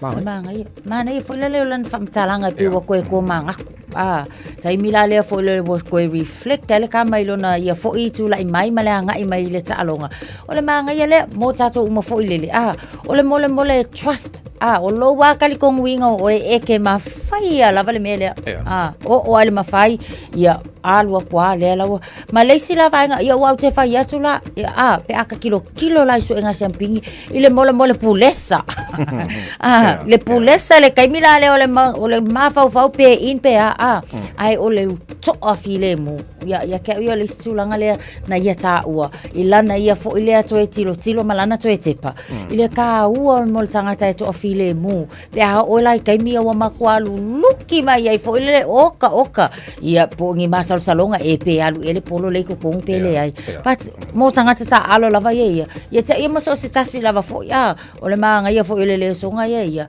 o le tato tao fifi mawa mako lava le ko io ko afile mu taimi ia e mako ai lolofi mai ai ia mafau nga fa pe mai se lava la ile mana ia ile maka akula ia to inga ile ta alo ia male fa nga ina o le mafau o le to afile mu mo mako manga ia mana ia manga le wa sono il Taeao angan mana ia wa o talonga io le o le tapolo o te lo le tasio fotuanga tele ka falongo ka fole le ai playing your own game. I mean play your own game. Meaning o le winga le tala e se uma tangata afa pela ia pela o kanga polo le kelinga a wai fo ia a ko wom tangata le leila tota inga ke ale pressure low ka fo le but o le winga le tala play your own game. Lo winga o le leia lai la ka o le leia nga ka unga e ka alo o ngi fa pele le o va ku le o ka alo ka mai ko kio e nga ke ya le o fia fa ka fo ye mo pressure lo ma fo fa pero me ta wa na ia fa pe na ona play your own game ka alo o le malo se ngai le lo ka alo me sin nan ta wa ya on va nga la je lo ta sin va nga sa fa mo Ryan Fox ele tulango el tournament lef ko mo ngi British Open manga ya mo ya so ya ona na ya tala fo le mai ai longa la kiki so so ska longa e o for ke ngisi sa ka lo ke ngisi ka lo le kiki pa wa ka longa le ka lo yo la ka pilen ka lo longa mai ya Grand Fox mucho o pele ki ka ma ka pro la ka ya mane ese mai talonga alo Samoa te lo sa fa ngai na station company New Zealand maso o te papa ya tu to let go le te le lopola tonu vai nga na mafoi ona le to fa wina le le veo ia foi ma pese ambassador le foi ia company ona ole tele foi le tulang o le sunga ya Dave le tele pe ona lawi lo ai foi ia ai mai se lava foi tato Pacifica le tele ona tau mafainga fe so ani ai so o le la sai ile vai ngal na penta o le sunga la o New Zealand mas sa avea kasela vai aso talu ona to fia o ia avea ma chief executive ai peta iane o le lava foi o tilo foi le ona o le tele o nisi o products foi lo faunga ina o le fai malu le recall so ilona taltonunga e maulo na taimi fo ile ise vaenga fo ile ele taltonuina ele mamalu o le atunu ya mai so tanga sala utele e mafai ona la to faunga ina so o le silana o tulanga o tilo mamau fo ile le ai langa o lona ia na tainga ia le o le mea ka kawonga ngalue e tsau ona le ma le e tanga sala utele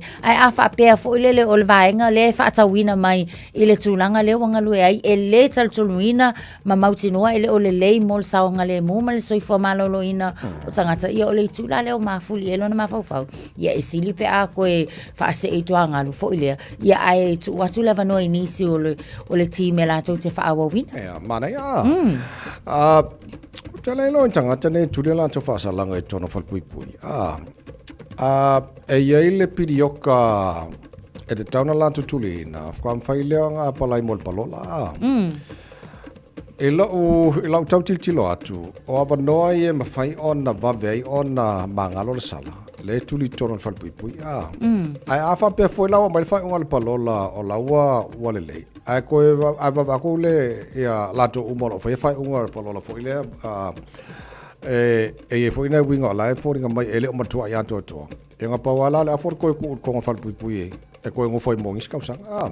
Ya watu tilato ne hole len kupu skasio tama Samoa. Iyo le lua fe lua sfulu. I Hawke's Bay fo ile sa ia ile tulanga le na lena. So le lanta lia le tamale ia ona molianga fo ile tu excuse. But ole sa fa sala ile sfulu tasi tausanga ile fale pui. Pe taila sa taula ona ia ile avano fo ile le mafaianga pala ile palola ile mai ai o tausanga e lima fa solo le sefulu. Ele ai pe taila nga mawala longa vangoa e ka selfa malama na mawa ile avano fo ile le ole a kalia le palola ina woto e apalai. Pe taia nga koe sui va vele su le manatu fa masino ia malo ia sa ia ile asole na ona o sanga fa matalanga fo ilele nga lafu se pango sa to no fal pui so ole tulanga la ia a fa pe o se panka ole o ka liel palola ai ko ma ua mai lava sina eta wala lava engele na ole threat to not only ile panka lava ia matanga se fal pui but to the community ia ma ko solo ia a ko ala if you wala fa ia kungisi tulanga fo ia fa pe ole le mala mai lang kalanga fa pe ia o se kala ula wa ia ita la fa pe na pe olai kongi nga o se kala ula but ile va aila ia le tula fono mal va aila fam sinonga ia o se tulanga ele saunga le mula va foi mo tanga tala utele ia o le tulanga la na o le o lo o ia o le kalia ngaila ia ele komiki foi le palola lana ia foi tala sanga ntoi tu inat so Joseph mata po William Musambu te loe Silvia Umbalan no o lena fa sala fa pui tona ni sila ia ono tulanga polele ia o tulanga sawanga o nisina adopt mai Samoa o ngofo nga po o me pe ka ke aka e pe ka ke a fo lele ele mol ka ukala le up e ko se le ile pala vale fa palang a lo lumo lo yo fo lele mo ia nga ke lo la o fa pe lo saru ke le mam lama po a pala po se pala vale e poco e palang e pala vale fa palang ai le mam la mo po se pala vale po ngi kala fa ulo o fa pese so le o wingo ngi mesi vai si fa ngo kilo nga ma fa pe e fa ale le pelo len kau kava kol pala vale len fai on kwa ka mai e pala vale fa pala ngi ai fa fam kala ngai sorry ko le lo pola le wingo yo pungo ka kala fa pala ngi oh ya we pepe lo su fa tele la fit ma lo se fu awor pala vale pala ngi ku nge ya la ye fi pala vale pala ngi stop it drop it carefully she makes her way beside the mountain streams as she sings an island chant of long ago. Sweet, sweet lady of Waihole, sitting by the highway, selling her papaya, green and ripe banana.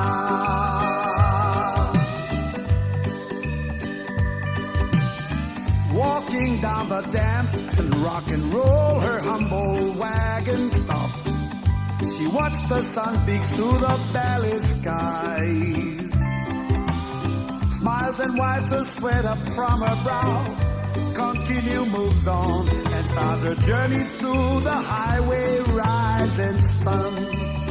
And she would sing, sweet, sweet lady of Waihole, sitting by the highway, selling her papaya, the green and ripe banana.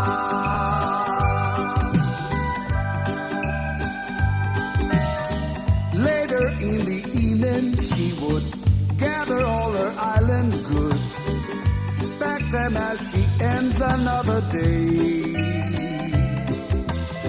Carefree, she makes her way beside the mountain streams as she sings an island chant of long ago. And And she would sing, now sweet, sweet lady of Waihole, sitting by the highway, selling her papaya, the green and ripe banana. Sweet, sweet lady of Waihole, sitting by the highway, selling her papaya, the green and ripe banana. Everybody sing sweet, sweet lady of Waihole. Talafalava, I'm Annie Politiwatua, and you're with Radio Samoa 1593 AM. Just think a minute. It could change everything.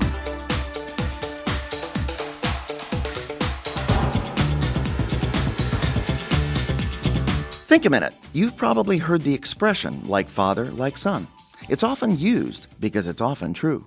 A man was driving his car with his son when he was stopped by a policeman and given a ticket for speeding. The father was quite upset all the way home, talking about how he was going to get his friend at the police department to help him get out of paying it.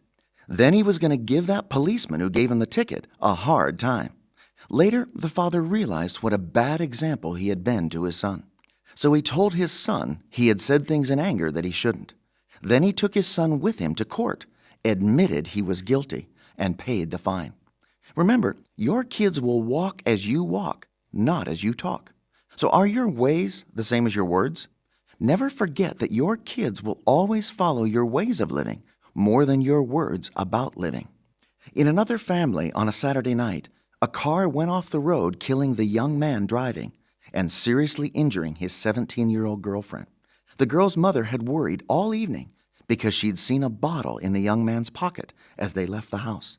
When the girl's parents got to the hospital, they learned that their daughter and her boyfriend had been drinking. The father left the hospital extremely angry, saying, "Wait till I find the person that sold my daughter that whiskey." When the dad got home, he went straight to his liquor cabinet for a drink. Inside was this note in his daughter's handwriting. "Dear Dad, I took your whiskey tonight. Hope you don't mind." There's nothing more important in your life than teaching your son or daughter by your good example. A young boy was asked on a questionnaire if he was a Christian, and he answered, "I'm not a Christian because my father's not a Christian, and I'm the same thing as him." Dad, you have the tremendous honor and responsibility to show your son his purpose for living and how to live the way his Maker designed him to live. But you can't show him Jesus' right way if you're not living it yourself. So won't you ask him to forgive you for your wrong living and to take control of your heart and character so you can daily show your son or daughter God's right way every day, both with your words and especially with your ways? Just think a minute. If you'd like a free CD of our top 40 programs, write to us on the internet at www.thinkaminute.com and catch us tomorrow at this same time when we stop and think a minute. Taeao for Samoa og Mr. Cowboy Lenny. Far for funger med mig mor mig bær i Radio Samoa. Yeehaw!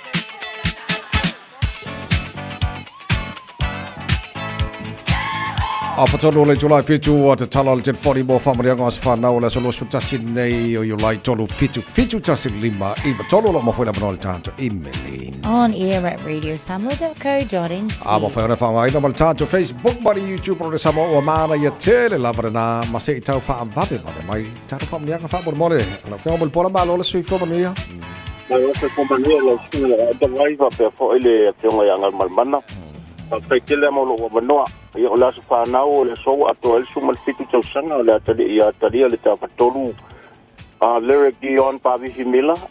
Ya, atali ole fai umole ne tau sanga ole fai we o onga. Ma tu talo fa tai le tu ne tau sanga telefo ia e lava na luta I fe wakita o le langa. Ia fa tai le tu o le mal mielo su fito sanga. O man o fa ya lo ma lo fo le lo fa na ngol ia le na lava ia fa man mielo tu ia oi lo fa nga mai lo papa le. O le nana ia pe fo ia o ansis mo anko. O pa le ina to la to lo fa anga. Ia, whaftaitele lava tawai o lo whaangale, manuia lo luaso whaftaitele. Tai mulpola, maria fole nei Taeao, el whamanianga le lungo ta Facebook. Whamanianga nai mai a ana whaitu lua. Vi ia lava le tua I le nei Taeao fau ma le matango fia mai le tua. Ai mai se watoi whaopopo ina fo le nei aso I lo tato wola nei. Ai o te whaafitai ma whaafo I le vi ingai le tua le nei Taeao no ua o aulia mai. Le aso le nei na o whanau mai ai le nei lalolangi le tu mau. O ia fwai mai le tua nei tau sanga tele ua o maua fai mai ta vita le fai salamolo wa ngā ngai wha amanua tuia ia Yehova a wa ana le sanoa le tua tele maua nei tau sanga tele ua o la ala le ono sfultasi tau sanga. Woo! Wow! Ia manu ia tele lavalo waso soifua ana feitu lua. Ia wha manu ia le tua vi ia le li o le na wow lia le ono sfultasi tau sanga. Sa le. Fōringa mai o tāra whamanianga nāre nei Taeao. Wha le pisi telefoni. Leso rosu tasi o yulai lan tau. Toi siake lunga o le emaili le ai. Telefoni le ai. Wha pena fōringa o tāra Facebook. Magaya. Ka lo malpese. Talo pese. Lo fatuai ia le pulenga para whenga Radio Samoa. Ia mal tāra programe Malu le Taeao le tino whamna tuto waso whanau le so. Ia. Ia o tau vi ia le li. Tātou pātipati e whaatasi le anga leo le tua. Happy birthday. Toi lo su fitu le valu. Au mai le suau ila ula mepa. Au mai le suau ia mumu. Au mai le suau ila ula mepa. Ia mumu seia afio mai Yesu. Pese osana, pese osana, pese osana ile tupu o tupu. Pese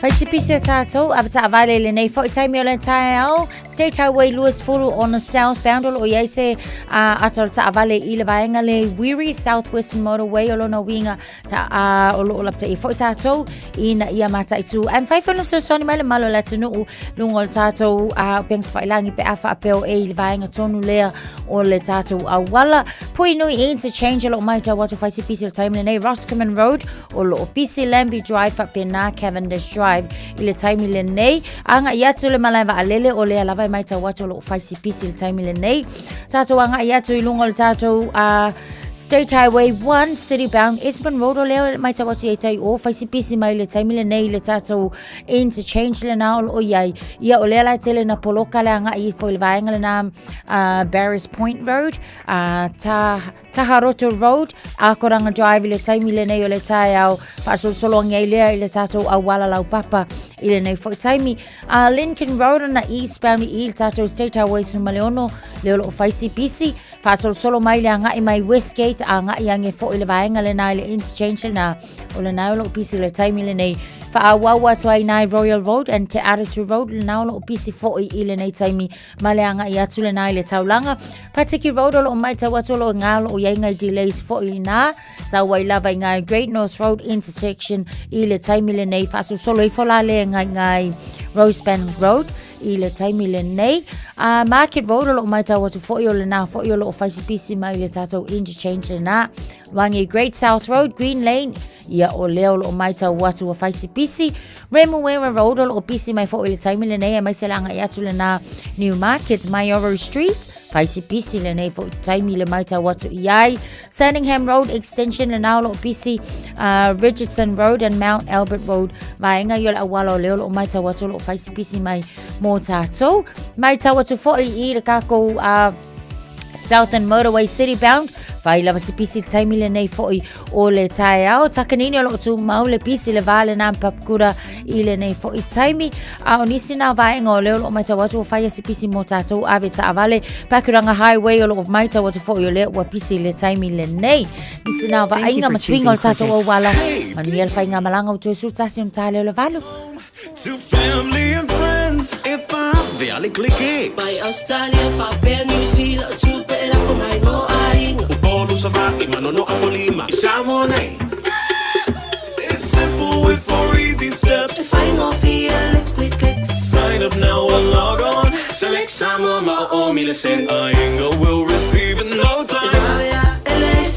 But don't forget safe and secure. Saungalemu oila utautua.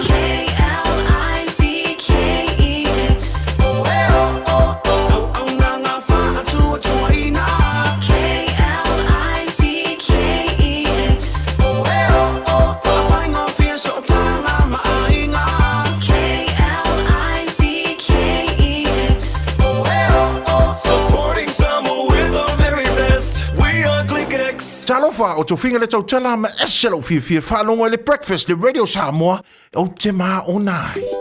O e tau sa ili sino fuanga le leima saonga le mu a wale tau singa ma le au tau wina o lautama. Ua mawawa noa ila la esi ale Our Kids Early Learning Centers I au kilani sauti. O le Our Kids e whaavai anga nu o le Pasifika o se si o manga e sefe mo le whanau. O lo lātou sa ili a fo ini whaiaonga Pasifika mo lātou whalea onga I au kilani I saute ma Wellingtone. Mo le lesi talaina o lautama, po se talusanga I senga luenga. Pafso tai, Our Kids I le ovalu se lau, luono lima whātoru fitu. Ovalu se lau, luono lima whātoru fitu. O Dr. Chen e mawhai o nafsoso animo oe I te inga o le tino. A whai e te inga lau tua po lau tuli, e mawhai o ne e susu mai he whaataita I fuole vai fufo, ai e iai o nai ainga. O lo o tarsa e lini sa ngā te whaina luenga I fsoso ani, I le whaata wino o loa mo le wha I la mānaia o fōringa. Vili maile official Dr. Chen I le lua fituono tolu fitu, lua fituono tolu fitu, mo si whaatal noanga. Pe susu mai I le lua ono, Great South Road o Tahu. Dr. Chen, le fō mai o vai whaale nā tura. O mo mia ni ngā luenga whai I lo whali. O le living space o lau company if sosoani I le whaale leo ma o te malawa. Amana o mia se papui, carport, canopy, Be whaafou lau heat pump, whaisau dek, whaakapeta lau whale, whaapsota I mai I le living space, whaia 4 quotes, mau le wsosoani I le finance, e le aise deposit. Vili mai loa le living space, I le o valu se lau, 5 whaono, 5 valu wha, o valu se lau, 5 whaono, 5 valu wha. E whaingo whielo o langa, pe a le leilau wha aperitania. O talai na nei avanoa e teles talai I le Dynaspeak, mo a onga wha aperitania. A onga fua e ono fumau I New Zealand, pesi ti seni New Zealand foi. O le a amata liava se ngai le aso lua fito o Iulai. A whai e te au Maui Hamilton, Palmerston North, Lower Hutt, wha apea Wellington. E tala whea ngai le Dynaspeak, e wsosoani mo oi. Wili mai loa le oiva, lua lima lima, ono fitu whaatasi, lua lima lima, ono fitu whaatasi, petana I ane I le upenga te whailangi. Info Dynaspeak at twoa.ac.nz. O le Samoa Realty, ua whaatuatuaina I Samoa ma Amerika Samoa. Ua lata I le whaasifulu tausanga lana au nanga. Latau te whaatawina whanua ma whale, whai alisi o whale ma pisinisi, e o I le iloiloina o tau o whanua. O le Samoa Realty, ua lava le tumai e wsosoani atuai mo oe. A e fia tali tonu, whafsota I le telefoni, o ono walu lima, lua wha walu wha lua. O ono walu lima, lua wha walu wha lua. Petanga I ane I le samoarealty.ws. Samoa Realty, our island, your home. Morning, boss. Morning, boss. Morning. Morning, boss. Chief. Hey, g'day, boss. What's your name, morning, doctor. Picking my cold this morning, eh? How's your morning? Check you some. Marorusu para. Hola, boss. Hello, man. How are you, Koro? Morning. Boys, make sure you're kind to each other. Enjoy your day, and if you have any problems, don't hesitate to talk to me. And no more ai kai lafo, okay? Okay? I'm a taste tell sanga on the tattoo I've only. Talusi on the luenga, I'm a sesi ne ilove. Fai malfa ting, a lui malfa auto. Tell on the fata si mai, manuia, me uma. I fight with my fama, passing it to my mata. Have I used to boss if it money may your matter? I want if I mango colokila no le time sa ope over my lope I le bali o lo mana o. Tikile sope ane sana lifi. Fo to ya anko pe afisi fi. Ie eli ma fo I laulani si. Ma o tu fa Samoa ale o ingilisi. Let's go. Ta fai fa malo, famalo lo si, chopili nei asso. Awal fa ai ito Sofia. Hawi mo ile ninga lo nasa na viinga. Hawi tato, ta fai fa malo, famalo lo si, chopili nei asso. Awal fa ai ito Sofia. Manova fifia. Moi. Awole fusia ile maso la falo. Ole malo si le se failo. Fa malo si tai ti tali si moko. Falo ile le ya posa sa uta oto. Awa. O tu si pasi sa ile ilanga luenga. Olo ngalu e foi ai lo tongi. Sa ili pole so singa luenga. Ele ole tu si pasia ole tango tu fa maoni. Tatele tu pole ni ta tu si pasi. Tu sa penu tili ta fa palani. Ata fa maoni atu ile tu nuti me fe au masani. Te ea e tu e tangi. E umane ua yeser tu masati ni ole ami. E manu ye ina lo nei e toi malu ye ile langi. Wow.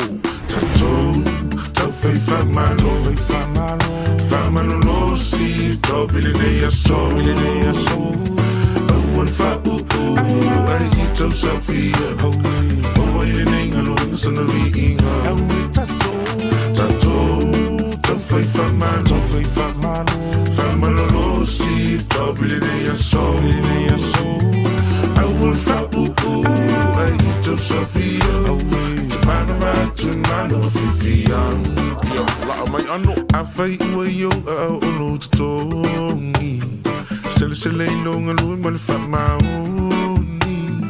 Fa te ala tau langa ona fai leo fuafuanga ma mana tua Samoa I lau fa somo se fa mamoli. Fai lau singa masani ma le oli oli. Toi tutu foi mana vai so I le loli. Ai se yo foi la I le aso tongi. Fa tata fa uma au fai ai la mai foi sa masongi. Au ai te ai u ina le ia se oli. E se tu se apu ai faali mai pa umoli. Mawalo la unga luenga ko anga I kakalo. Loko mawalalo. Au ai ke chiki ai faalo alo. Ko anga I fasili ma vavela uao. Au ai ke pupule fua o I se mea. Au fai nga luenga lai le vale. O lai loa mai o le ngai ke pase e unga. E se le su enga lo pasingi au. Lele I mawalo pi. Lele I fai lau tax. Ai le I mawalo pepa. Ai usu mai e relax wakakau o nga pase me malo I low pack. Sau back ship au e te tafau. Vai oi I tuli lele usu mai Taeao. Back ship au e te tafau. Vai oi I tuli lele usu mai Taeao. Mai akile ni eskali e kau I skivi o I falangi. Musika sika mali I le so I fefiloi. Ka me kisasi o kilang. I tatou. Tau fai whamalo lo si tau pili nei aso. Au al wha uu ai I tau safia. Maua I le nei ngaluang sana ringa. Tau fai tatou. Tau fai whamalo lo si tau pili nei aso. Au al wha uu ai I tau safia. Mana watu mana fifian. Whaaita o e seisi. Ia e ono sa I teisi. O alau lelo tama wala lo. A malu I fale malu fafo. Au whaingalo e ngā whea lo fani. Mata utile naka mupani. E amu ile na pule sili. Ele so ona fire seisi. Se amu ile na pule sili. Ele teitai fika e seisi. Mani ataloa malora ngaru lue whaatala whatua le tāra pakalame pānga o malaba o lo whaafau mai tolu whawhai ngaru wenga ne fwoi taima le Taeao malo lava ngaru lue le whaingo while o langa. Sala whaia le whaingo while. Malo lausu, malo le wha malo losi, angare lei lesi. Se mele lei tele le na a whaika o lesi au kei kai fua. Ai palavale wha palangi malama ilau palavale ngai whangi. E kupul pisa ole fia whaparangi fua palau vale. A kongoala. Ya, awat palau vale. Sa palau vale. Ya, no ai kalaf. No palau vale, no ai kalaf. Whaingo fia le life.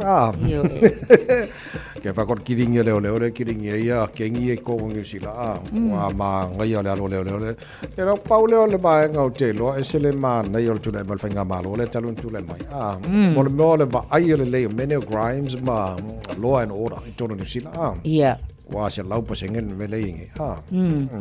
Fitu masina talu foi ona fa wa le si foi os fa ingal ne leo le la to operation foi le I le vaenga ia ka milionga la ko kupe ma le drug traffic operation ia le mai tawa so I le vaenga le Common Jerry's Motorcycle Club le si la vaenga le na le o wa matua ma wa tai ala va foi I le I ngalwenga ne leo lo fa wa pe lima la to le o fa le wa lo kaina foi le o tau sanga la o ke kilo ia se fulu valuanga lusulu iwa tau sanga o la tau nei ia olona winga e fai asi ia ke ia kalo fai ila iki fo nei tamaitis fulu fo ia le fulu valu tau sanga kai mia le ka kawanga ma wala ngaluenga le fo ilele ia po la fa wa ku le university sanga course ia po se trade em fai o ngalo o ngai but ava pela va fo ka mai kiki o le wafana o maltamai titi I le vaenga le ona matua. What choice does he have?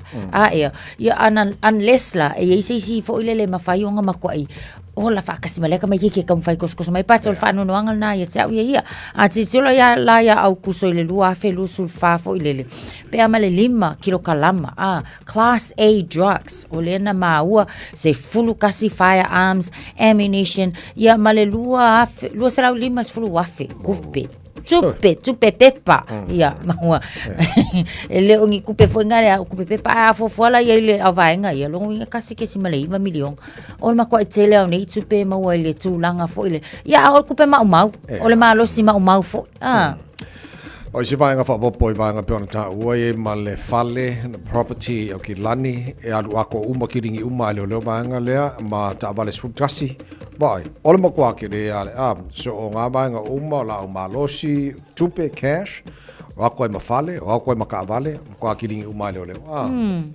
kala fai ea ole na o nga wenga fitanga o fenga malo te mini nei me se la to fo ia wa pe ona ta o fo le ta lon tu mai tu la me fenga malo fo le okay lo awa kasi le manga ngwa ai ku malo si al fenga malo inga ia makua i fa la tia ia pe makua ki dingi al manga le ole kele me a fi kengi ma e o la ba badges fo ia okay kwa malo circo malo le nga sa voi ya le fa wo mai nei time ya malo fa talo fa initial la tino e nga lo tono tanga lo nga creative New Zealand va vai atu fa fo sko kela la fa nga lo nga le wa ba wa le kapo kala e ono vai fo mai la to yo e afo fo ye tutulo e pe mali masulima fo yo le wa fa fo ile fa la wi lo o le fo ile fa ma mulu ya la to nga luenga pe afo fo ai e tulanga la vala ye e te tawa while e valus sulfa le au fa ngalwenga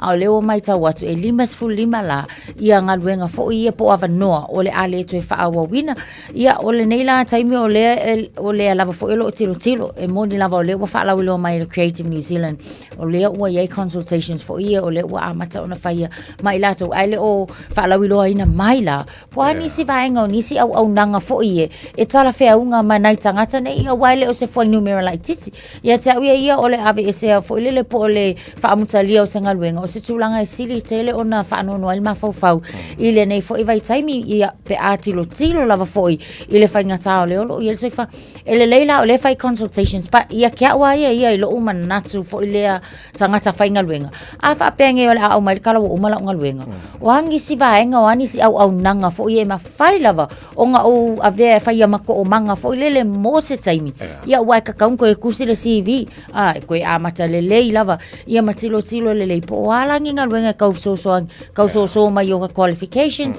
ia poloka work experience ia asa le so va vai to telo la tolo vai mai pitonu o Wellington ne au ke lani ma Dunedin ile va vai atu ile tulangolo ia le vai fo ia le matanga luenga Creative New Zealand ya tarsi le wa fieni so tatu Samoa ya wa langa o ina ba ya mai ngarwenga le ka ki ro ko ka ur su fo ngale le sa ulalo ya lunga ya marka ol pensing la ko sa ka fero lu mai fo ale fo ma ko ko ya lunga ne taimi ya ba mana ya fi mai tatu o le sai tu ta o taimi ya o ko review le leia o employment contracts tatu uma inga ya kilo po aka ko entitlements uma la vasai even to the redundancy ya kakawa nga mautino awange I fo ile pressure lo tato male mana tua e ka ko man ko le nga ya maukingo e ke alu uma mala package atole na pe afa pe lava ole o tulanga fa pe na ole arita ma lo fa tai ma tu nei tai ma no on sa I male te pe nei no fo nei fa na la o nga o lo fang bel tar po kala mele tai a lo fa foi ka pe nga ta mai ti ba vele se ba vele nga yo ka hao ya ba foi na moli ta mai ti la o tu ta mai ti na wai na o ne tu ta mai ti la o nga tai hao ya wa fu al ba vele no ya nei matua ya mal fa mo yo nei tamai o mo fa se piti o Taeao ya pe ave foi singa ba nga fa la nei piti o malanga lunch fa bol mole o ba nga mai e fa ta o po kala me long pe ma fa ma natura tonu malo lon sa sa le ya le tamo train fa ma lo sila onga le po amatal nei fo ya mo taimi ya fa ma lo sila onga or ka ku mo le onga bol me nga fa ko fa nga mo le po ya ta ole le ya Ya la ngwe ka ku mo ol poko a nga poko mo ska meki. Poko mo ska meki asa o pala valpala ngere mam. Ele mam lama. E bawa ol fa lo ko boile. Ol bor kai bol mesenga. Ol ka mai ki pito silina filemu. Ai se a langa lai mo el base. Ai sa le. Wala fal jara fa malastino taya. Ma ya fa malastino ka kire ka kuli ba mo ele a. Ya, yes. So tala mai sa bon le taya. Ka ko mo. Ya. Lunga. Ya.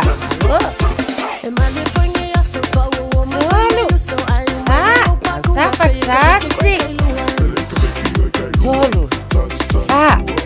Aliu kasi. Lua. Tolu. Aya. Ya. Kala iko kau au.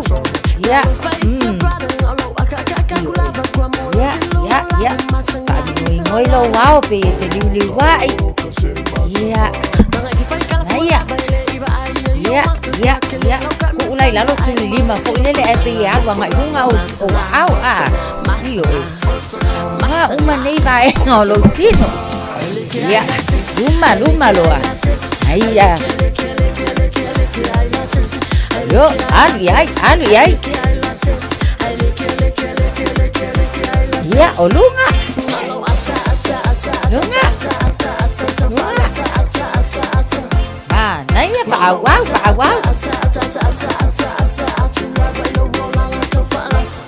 Ya, oluma. Luma awawa yang ai luma au. At. Iya.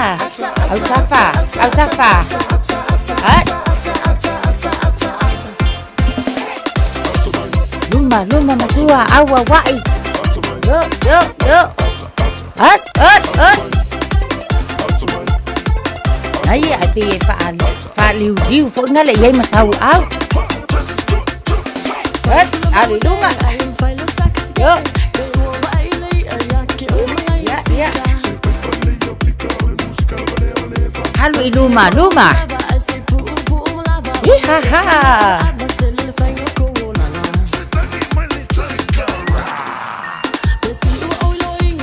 Iya. Ungai ya ku iluma. Ungai ya ku mangale ya le yala. Hui.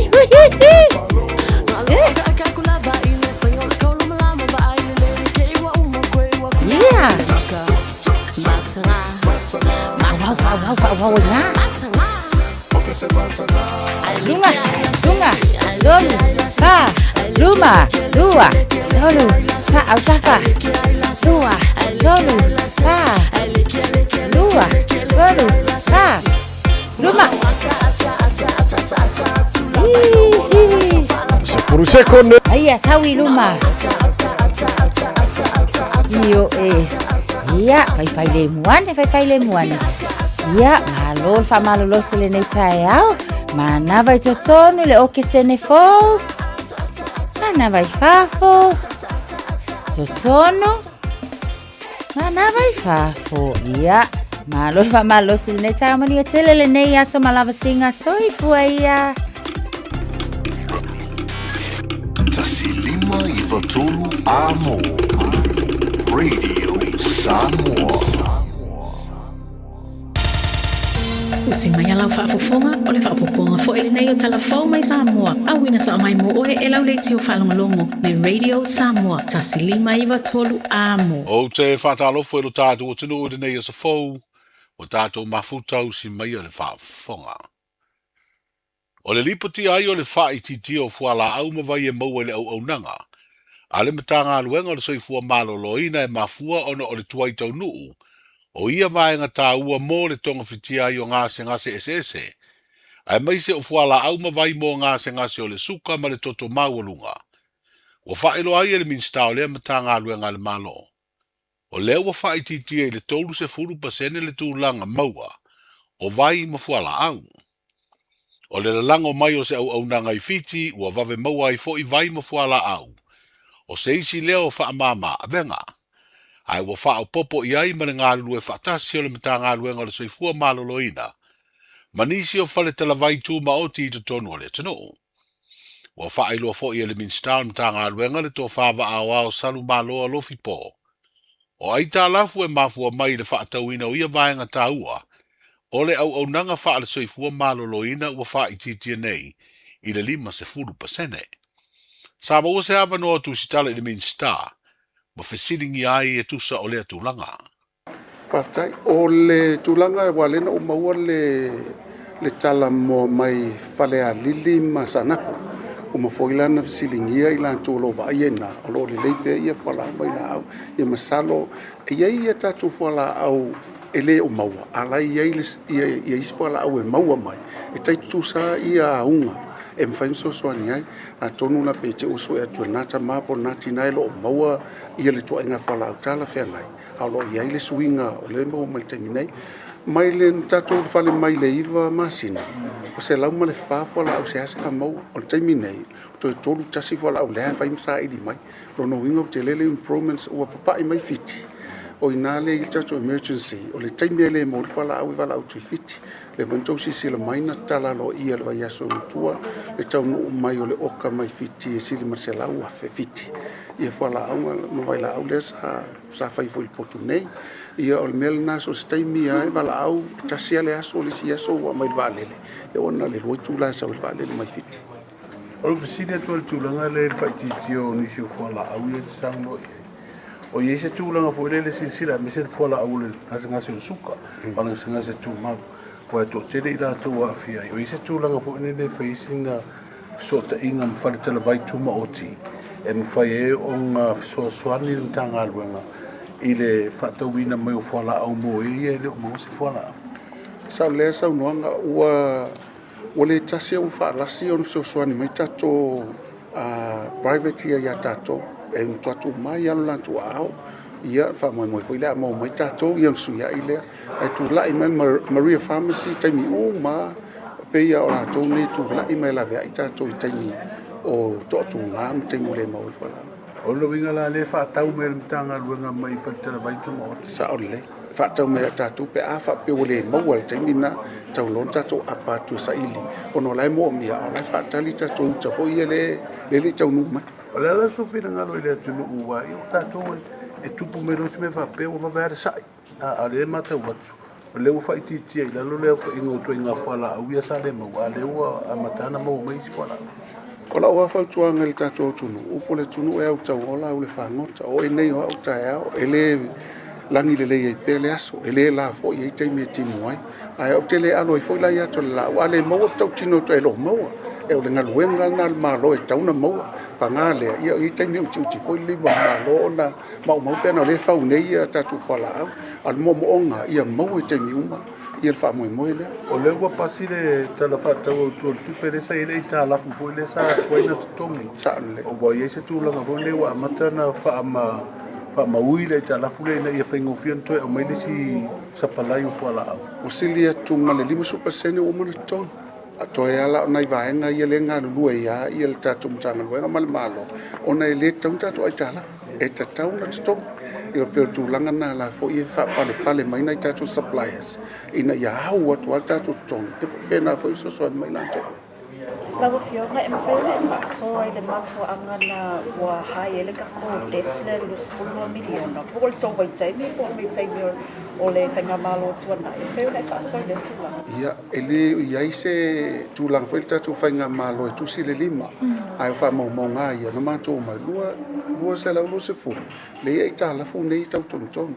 Ia, ma mtawhai o ia naso, o le al malo tūlai mai. Le tau na alo ia te lao.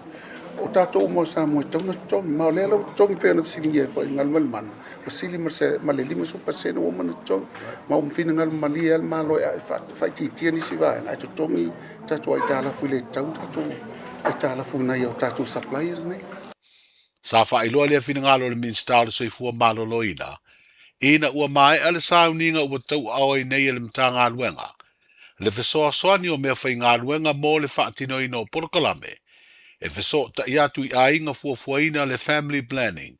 Le ana tu ina mai el whaalaptonga malo au whaatasi. E fito I tonu maia por kalame. Le United Nations Population Fund po le UNFPA. O le aunga tō le nei wha moe o le tātou whawhtai atu lea le UNFPA.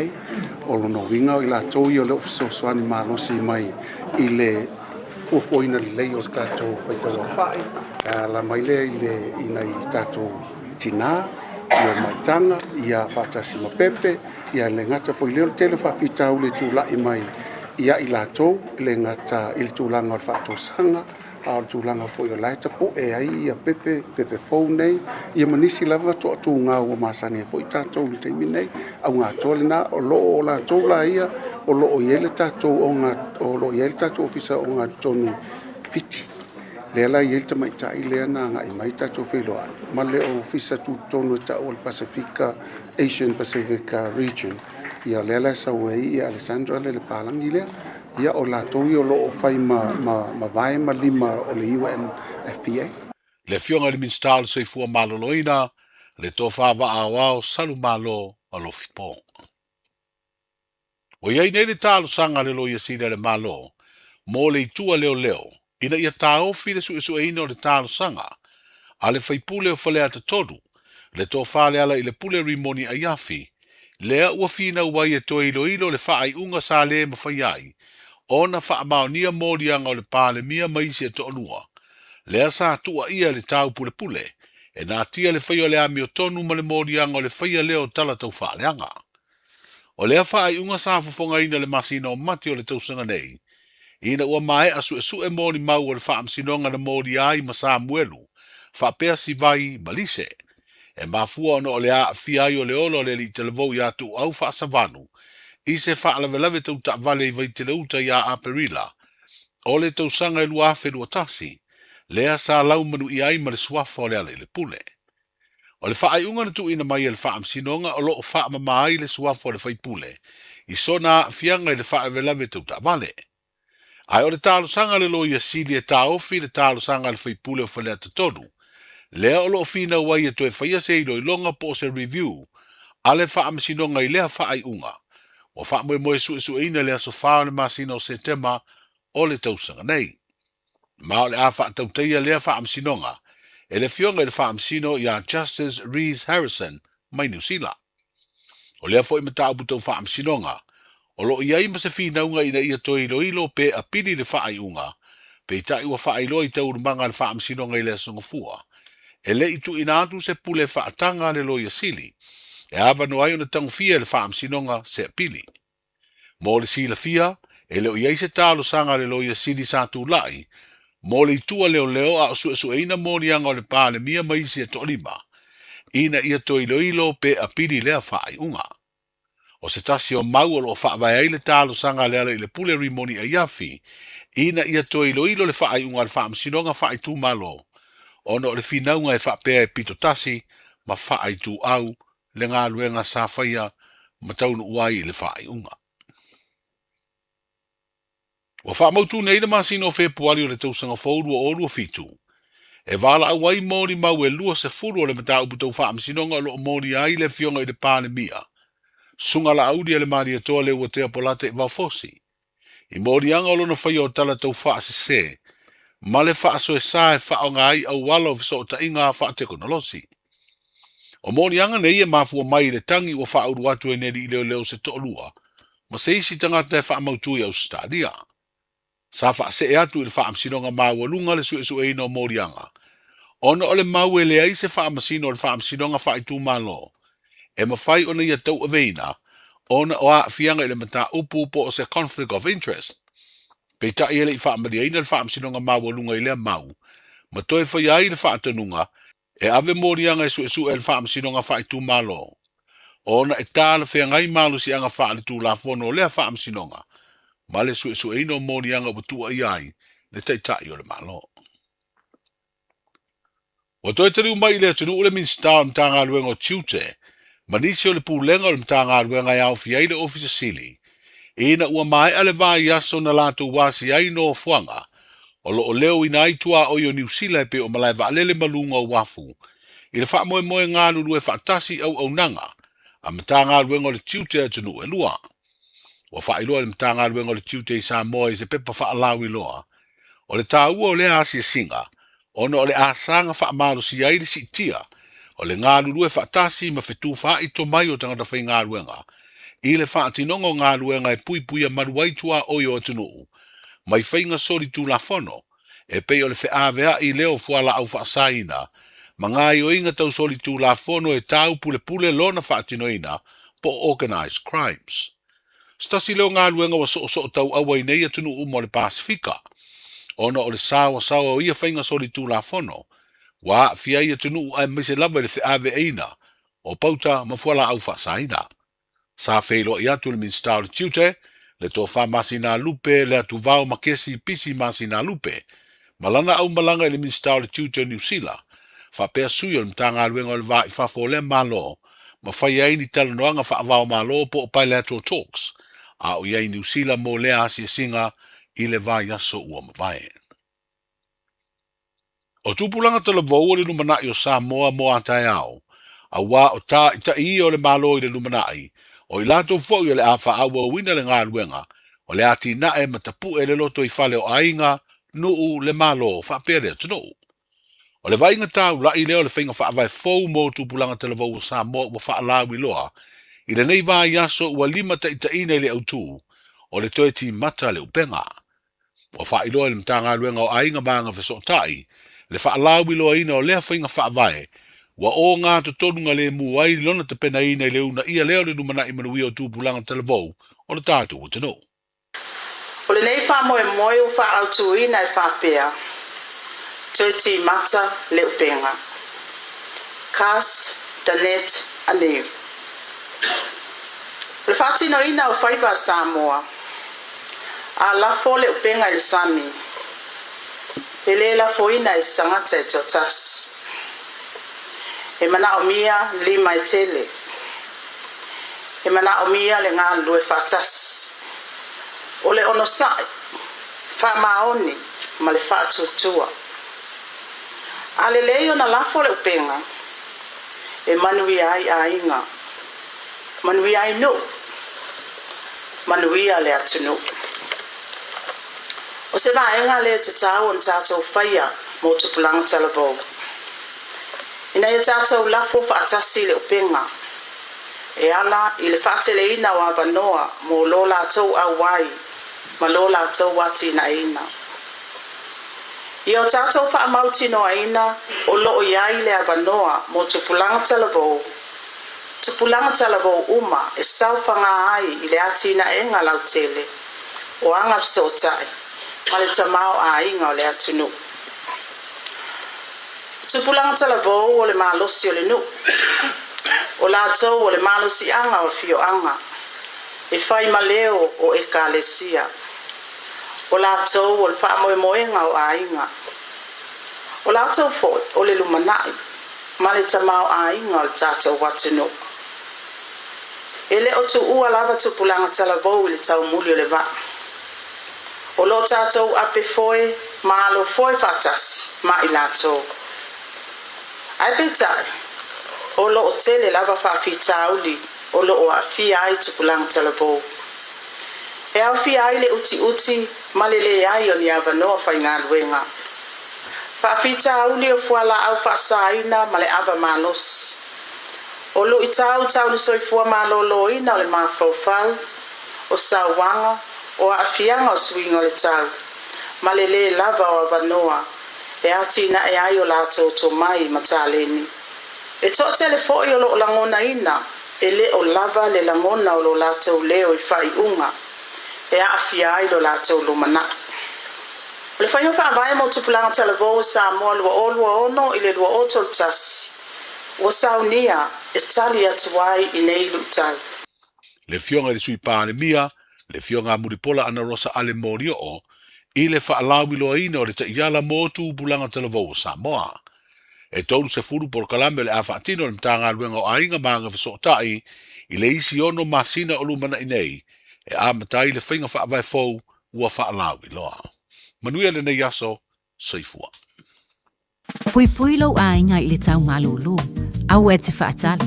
Whaatonu nei loa lau tui ar fulu, a whai ngono li mau tau sanga pe o vatu, pe maua o e singa se tū mau, mai tanga, po maua foiso walo i singa se tau manawa, e ma whai o na whai a fua lau tui ar fulu.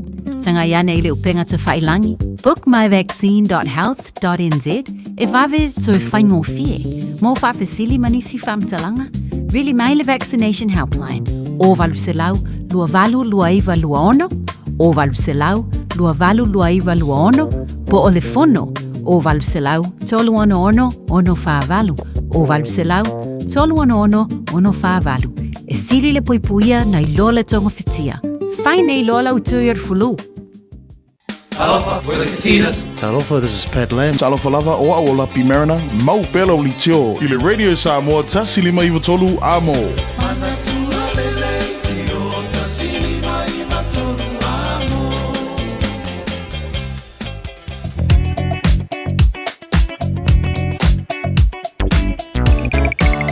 Lord foi ave tavale le time o le Taeao le time pisi o le ua tau fai usula tunu i tute ma faiva fa pena fo molino nei fanau le onga so o tu ala loma fa manatu le tarpo kalame fa mole ave tavale fa mo nei fanau time ko si la wala ma o so ona fa so ina la tavale maengo lo e fa le onga ya ma wala lo ko si nei fanau mo la tu sanga le mo fa pisi o highways nei time o le Taeao poloka around Highbrook and Tip Top Corner Mount Wellington mo tato lo nga ya tu nei sautanga tauranga Kilani City bound State Highway 1 Faifus Poloka Lincoln State Highway 1 westbound State Highway Lusifulu around Lambie Drive and Puini Road Faifus Poloka ni bang o Taeao Faifus Poloka malanga malaba le Lusifulu lai okay malanga mai Sifo westbound southbound State Highway Lusifulu ni bang o Taeao Poloka mai West Gate Lincoln Lusifulu valu mai le tu le Sifo Green Height faso mai Hobsonville Poloka West Gate Royal Road Lincoln Road on ramp pas mai jara tu flow de lei lava ko poloka mai around Western Springs nei time o Taeao malanga mai offshore pas mai Forest Hill Silverdale o Taeao Valley Wairau Valley pas poloka nei bang o Taeao lunga la wala ta vale to o time lava on site fa mo mone style lei tu la fono lunga la wala nei time o Taeao. It's simple, it's quick. You're closer to families. Sending money's now made easier for loved ones in the Pacifica. New Zealand, Australia, to Samoa, Tonga, Fiji, to the Cook Islands, to Vanuatu. Connecting Pacific families. With ClickX, you're secure and safe. The lowest fees and amazing rates. Now helping home is affordable. ClickX with a K. Reliable. So sign up now with ClickX. Let us help you help home when they need it. We are for the Pacifica.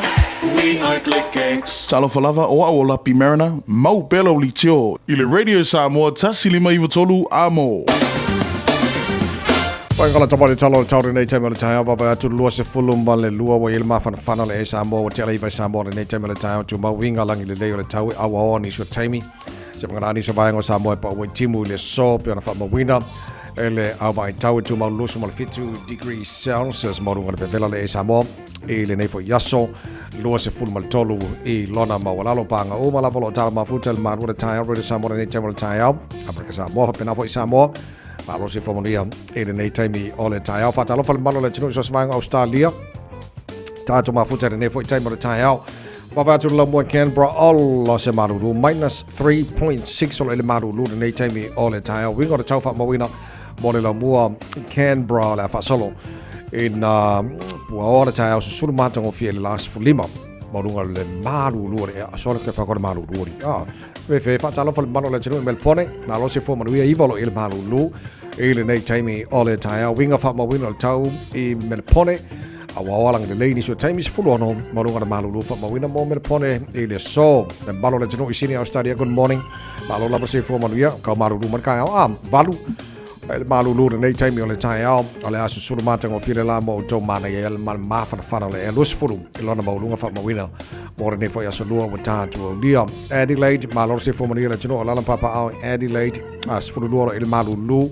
ele nei taimi o le Taeao le awaos ma nei fo langi de lei ni so taimi full fitu mo lunga malulu fa mawina mo Adelaide ele so Brisbane good morning malo se fo mo yes full limo il malulu le air nei taimi o le Taeao awa pa una wanga ni so taimi langi de lei fo ni so taimi los full lua so ka fe kwa sekia Brisbane so los full lua mo lunga na ma fa mawina mo ne fo yaso vava yatu malulu kele fo ile Perth Australia bring on the tau o la fa so na awa pa timo ni so taimi full ban mo lunga le malu lu o te na vainga Australia fa mo wina mo tula ngol tau o ne fo ya so fo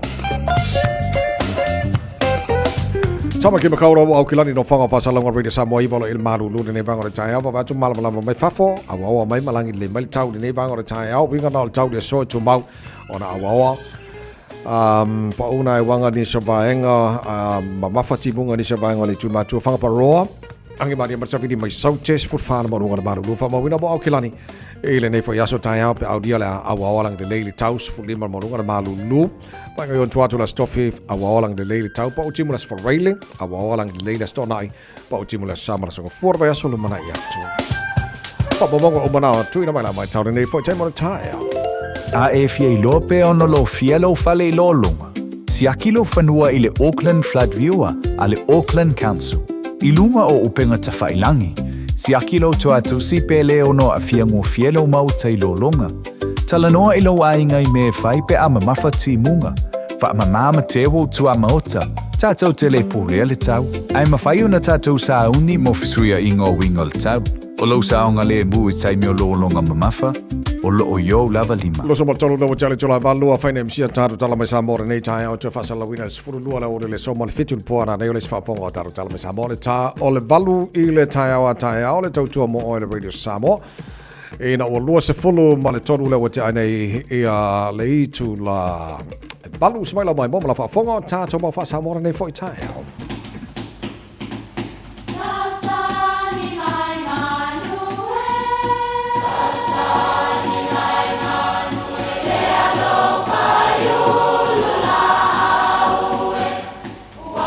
E o whanga manu i ululu o la au, awa e whawhanga i funga o la au.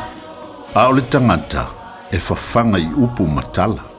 O le mawhileo o alanga upu mamuanga ngana Samoa maona whaapongai, e a fua i lona sio mianga. O lona lea sao i le whaatufunganga o le iloa whaale aso, mai le tautua se ia o ina pule. O alanga upu mamuanga ngana, ua lantou mamanuina le tō whamanino a Samoa, mana tua fo'i, e tāo fitau muli le atunu. E leo se mea whaingofie le tautua upu. Tasi le tautua e sili atu o na whaingatā, ma ua mali liu lava le toa tele o isi tu la fale, o tau mawhai ina ia avea mawhai la unga whai upu, ai le mawhai. O le tautua, e whai e tu la fale pui ai o lanto wali. Alu le tamali i se mea e te tau o na o ma le tu la fale e tautala. Ai wha mai paepa le li. E manatu nisi o le tautua upu e maua mai i wha manuianga le fioanga. Ia po o mātua foi. O le mea lea e tāua ai le tautua le lei. A wae maua ai lau launga. Ai po le alava mea te whaia ai ale le lei lau tautua, o se launga a vea lau launga, ma o lou aisile nā, i lou mātanga ma lou māsiasi i luma o tangata. E le o se mea whaingo fie le tautua upu.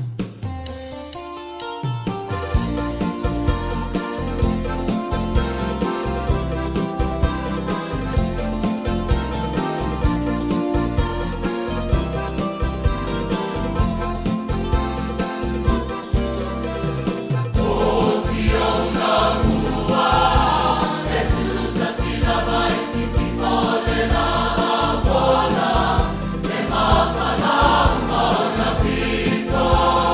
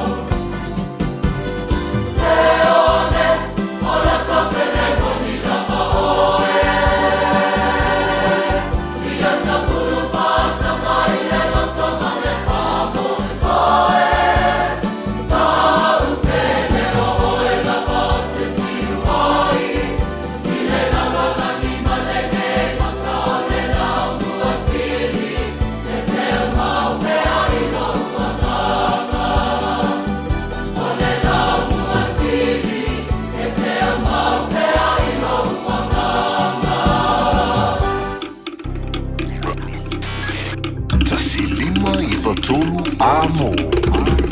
Radio Samoa. Why did I join People's Panel? Because this is the city I live in, so I care about it, and I wanted my voice to be heard. Search and join the online People's Panel. Complete surveys, win prizes. Pāmaki Turiki, all together Auckland. Mo tupe whamo moni Samoa, mana tua loa le Pacific Easy. O loo whawau pia le tāru whapitoa nao le limatala te tongi pia whaunga ina le Pacific Easy app e whaatino ai au tupe whamo moni mai lau telefoni whewe ai. O loo awanofo le tātu direct transfer ti posi mai ai au tupe le tātu account ma whamani aina fasili lupa le telefoni ma whaatino la whaino lau tupe ai na whapitoa. Mo le tongi ino pidio le vai, mo li te ngā tupe so se whare tupe Samoa, pe te tongi ni no ngā tupe le numpi wha Samoa Housing Corporation, UTOS, Samoa Land, ma so se au nanga Samoa, o lo mawhaina whaatino uma ni tātu au nanga o le Easy Pay. Mo le silafia, o whaasoponia so se vahenga ni usila yo tātu lala, o lo awano fo yo tātu ofisa yo tara mamangele, pe whaunga le Pacific Easy Mobile App, bo le direct transfer, whaasawa ilu taimi, ai sidi ato na whaasawa ina au tupe wa taunga tāle penisini. Mo nisi whamtalanga wala au le telefoni o varse lau, o tasi ono, po numero masani au kilani o le lua fitu ono fitu iwa fitu wha, ma le lua fitu ono fitu iwa maru wha, Pacific Easy o lau paanga mo tupe wha mo boli Samoa. Ua maua le telefon mai le Auckland Zoo, o le Dinosaur Track, o le atoi fo'i mai le nei tausanga. Sa hawa vali ma mata, i le mataptia o le vaitaimi o dinosaurs, o la atu ngai o inga, ma le atu tangi. Pei e tue wha fo'i oe i le loa se lau miliona tausanga taluai, e au fia le nei mataanga i lau pe paul fali, tala fia ngai mo le ainga atoa. Tanga iane i le aucklandzoo.co.nz. Mom, Dad, Asia e te lua pisa so oi. E whe e alu so oi ai, Mom. E wha alu ai tato tupe. O te le lava. Le lua misa so oi a uluma. O masini poka. Ua mafu ai le vevesi o lua. Ai wha afufunga fo'i. Wala aule au nanga. Ale mapu maya. Ile o valusulau. Lua tasi, lua. Tala no iai, paaso le mu iai, e mawai lo o lua fia. O valusilau, lua tasi, lua. I love you, Mom. I love you, Dad.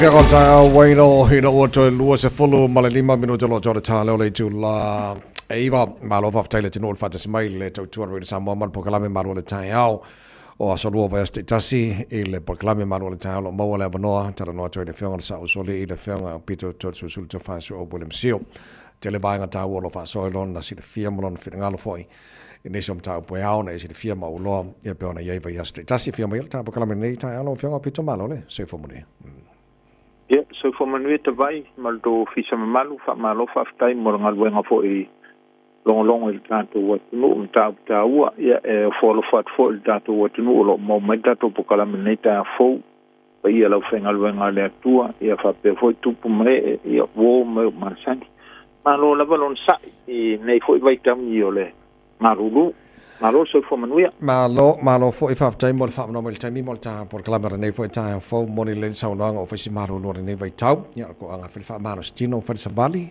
ya manai matu fo ka le pese ia ma fa mi ngoi au lava ki le nga fa malo sking lava ke le ia le fo ia ka ko fale vo ia o gymnasium e le council ko ngo fi lava la ia le no le spa pool o le spa pool kwa ma ia le ongo ka au fo le fa ma fa ai ia kingo la ko ia e fa yo la e ngo ma se e fale kom wa me anga le mo me ka ko nge wa nga ia ku I kausanga vo I ma ku kua mo me la vale nga yo le kingo I ka ni uma sa le o la so finanga lo le toe a maton tatal no ina matanga wenga musira nei masa bon ta pule o le mata mai na tamaiti e wa le vo jama va tu pe au te lo le fo ina ta no le portele United Nations mo tangata foi misi mai tono fa maunga le lopo fo ia te loa fi o mai tono vanga le o mata mai no tamaiti mai Samoa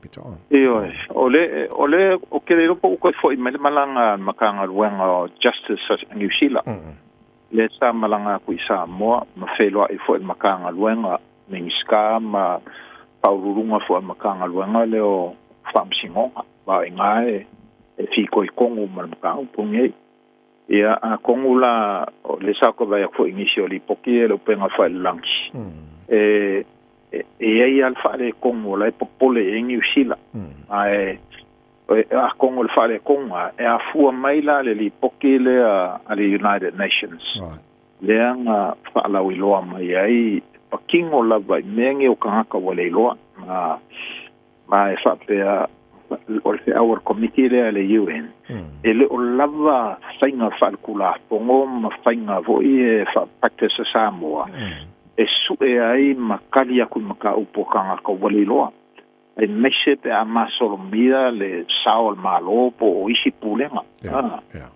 ole mafuanga la ka wa ele maka upule langa konge ki komu lava ile puipuinga le ao kameki e vai kama il ka ko ngu fa maila ko meki a fai le ai ni pepa mangingo e leskala I ngai fa ngau ma fainga fa kula fongo mangingo e ongo ave ai ni si vai kama inga wala e mau ko I fa ngau e le oilo o ai ngasa mala ko ole mafu angala langa o makau bunga ilo se makau pu fo le makau pu leva o po o kania nga o mai numa ya ma o le nga ko il kwanga e ka kau na malanga sa e fai kala nga fo ile le va la ka sa mo mangi sila ai me selan makanga wenga ba mele nga mangi ngo e kia e liu mai ka mai ki I Samoa I kanga ka New Zealand ele o ilo e New Zealand po ingi ka mai ai ele o ilo fo I Samoa o poingi kanga ka liu mai ai pe kau ni ainga I kulanga fa pe nga o re ka ua la mokako wa fa Samoa e ka wo kele le lo ainga malo fa singa manga ai a faile malo nga sue ma puipuia kanga ka wale lo ele ngaka o se fa le kongu fa kula fo a se fa le kongu fo ile kau kua ma le lofa malo yon ngaka va oleang fa mai e ile kulanga lea ele o iloa o hafa ya ngai kamiki makangaka ngai eliliu mai ai ya mangpo fo ila leanga liali se kasi fo o kamale mu leanga fal pui o kangaka fo ia nga o mai Samoa o aku ngofo ia nga ia whawhenga luenga ve ese passport ia sawa inga kulanga whapenga e o po ila e lo kaimi ia inga nga o aku lava i lo ofisa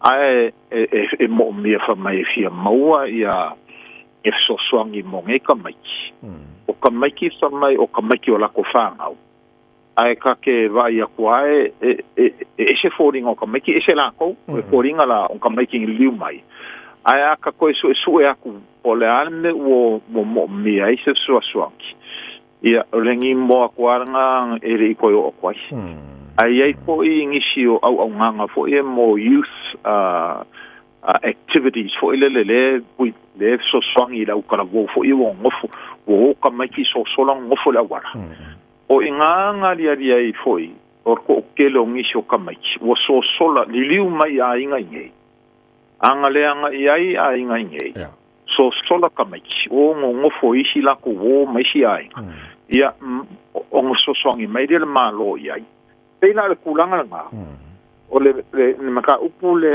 ele o lava kula fongo Samoa inga ia mangingo lele iai a whai ele liu ka mai kiki lea o ai ka ngaka ia le liu iai ma ia maua whamamonga ngā le ngaka ia lava whamamonga i Samoa a ia o mai whamamonga ngā i ngei New Zealand inga ia e kutai mala kula fongo ia whawa malo in simple terms ia i loa e a kupu mai se whale kongu ma se sori kula fongo ia iei se system lelei ia ma ia au mai le adoption na ko e va ka mai nga ia modernize ia le fo le a su e se ka mai ki a lai loa fe ngu pe na kua fe me nga sa wai oi ka mai e ka pena ma lo va tai matango fiele fa so fo al finangalo le va fo le talo siala ia po le ale time to tala i New Zealand le va tamai dam po mai fa na o matua i mau tu le ni va ngo tu la fono e un fa maunga le ina ia sanga le muna fa na ta fa u il va nga le wa ole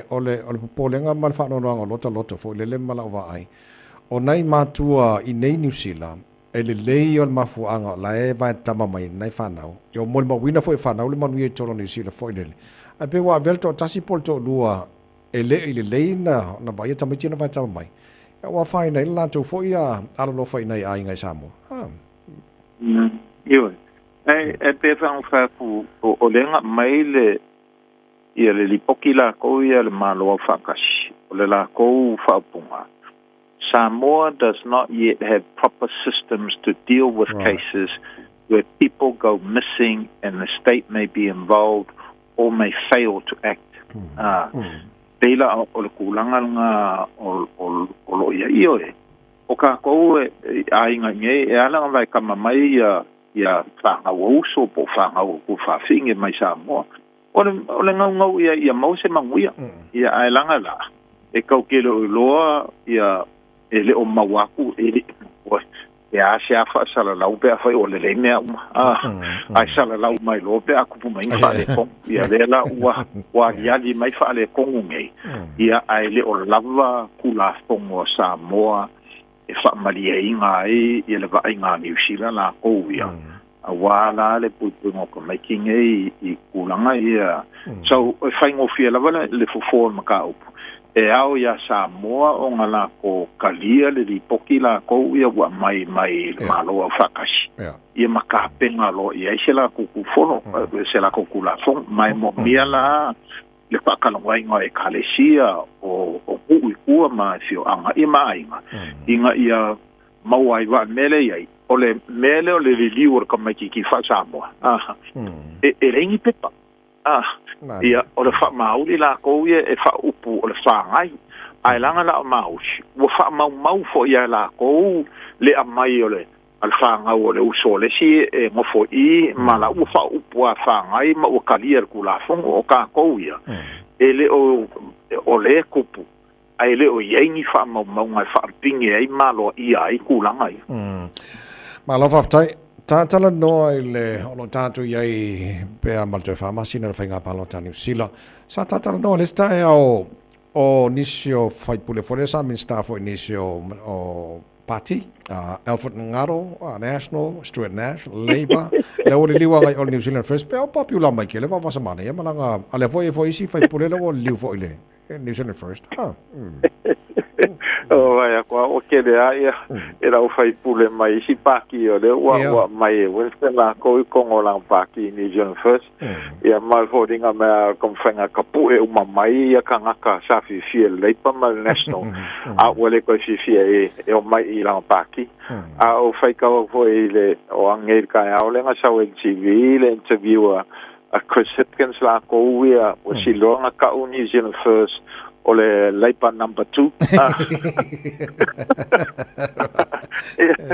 O kai ka kere kai kongo ia ngene o le uma le paki o so le paki wa e akangia mai ai e kere o anga I o karikongunga marisa idinga manguia le kungu o le kiarua o e swa idilo o manguia ia langa la o skamale o wingo le a tirikate ne la ko ia langa o inga a ko inga o St John's ma Winston Peters ia pela ku langa nga ia e o nei o le ko ia kai ia le skalar ka ko kungu o pai filfilinga o le mele fale ko ngei o laksen ia ma ko pa ua ila lo Paulins a Luxon e pe o le wafao mai e Winston Peters ia le lango sa ia le national a le lau kam fai ko inga la va vasa inga ia apa ku le pala ko ia mai kanga kai ko si paki le pala lango ia la ko Ala faftai o le toi kuata I le sfutasi nei tae ala va to release mai le inflation e tono New Zealand po la tulanga ye pe alunga pe a paulalo ai mafua maltela nei va ngol o le tawale I Iran ma America kwa ile ai se mautono le tami po o le me o le a uma po le mona ko fa o pe mo se si umi o lumana ia e kuma pe lo wa karipongo ai le kai la kalaka ile umar kawa ma o le walu le vai aso le valu waso so o faalu pe pomu Amerika la ko ia aven ai le o vai ai aven la ko ia o le wa ko fa papa o ma pomu aven ia ma kafanga pomu I isi la kokoa o lo o ai amia a ia fika Amerika la ko ia ma ia pa lele Amerika la fa nga ma la va lele ia ko o le la o ile o le waru I lunga le kau le winga la ukala o le nga o Ivan ma Amerika le afiai wa afiai sia kungu umalava o le aku alapi o lae e fa mauku iai va lele ma fika a Amerika ia ma la foi la ua fiu ma paso le ko inga ia ko inga ia Trump le mela piko siringa e faki nga loko fa maulunga para mangaku ngake malo le kaua a le wali ali lava ma wakangia ia ku ala pi umalava e lau kere mafaya ave ia ma le ala o kapungi lava o sea mafaya ngo maingi vala ko ie ngei ma o le a o yer kali ko e ku mau pe se kau mau longa le swa e mankola e le nga le swa o mal pensinki o le mengi le swa o e mau mai ele kele o isi mea o lo o whaanga le la lunch. Ai pe ka o la val pensing ka vale mal pensing ya vale le la ko ia. Ia ma o kulanga la nga le ia nge o la lo ma fo ele pa loka a Amerika la ko ia. A le ua kangia I ke le fa le kongo Trump le va inga langa le ua makanga sori kula fongo Trump. O pomu ia I le valu waso le nga so ngei. O le o kula fongo fa va malo. Nga o military assets e mawhaia o nga whaapa nga o sofaia. Ai o fo nga. E le mawhaia nga o sofaia I se kulanga e a fia I kanga kalau kesi. A le mele o iai. O le ua whaaleanga I Trump malako, pomu malako waalele. Ia mea ka o civil infrastructure, au walau papa o le elekise o mea maua mai ele swa vaila ko uia kau mafa.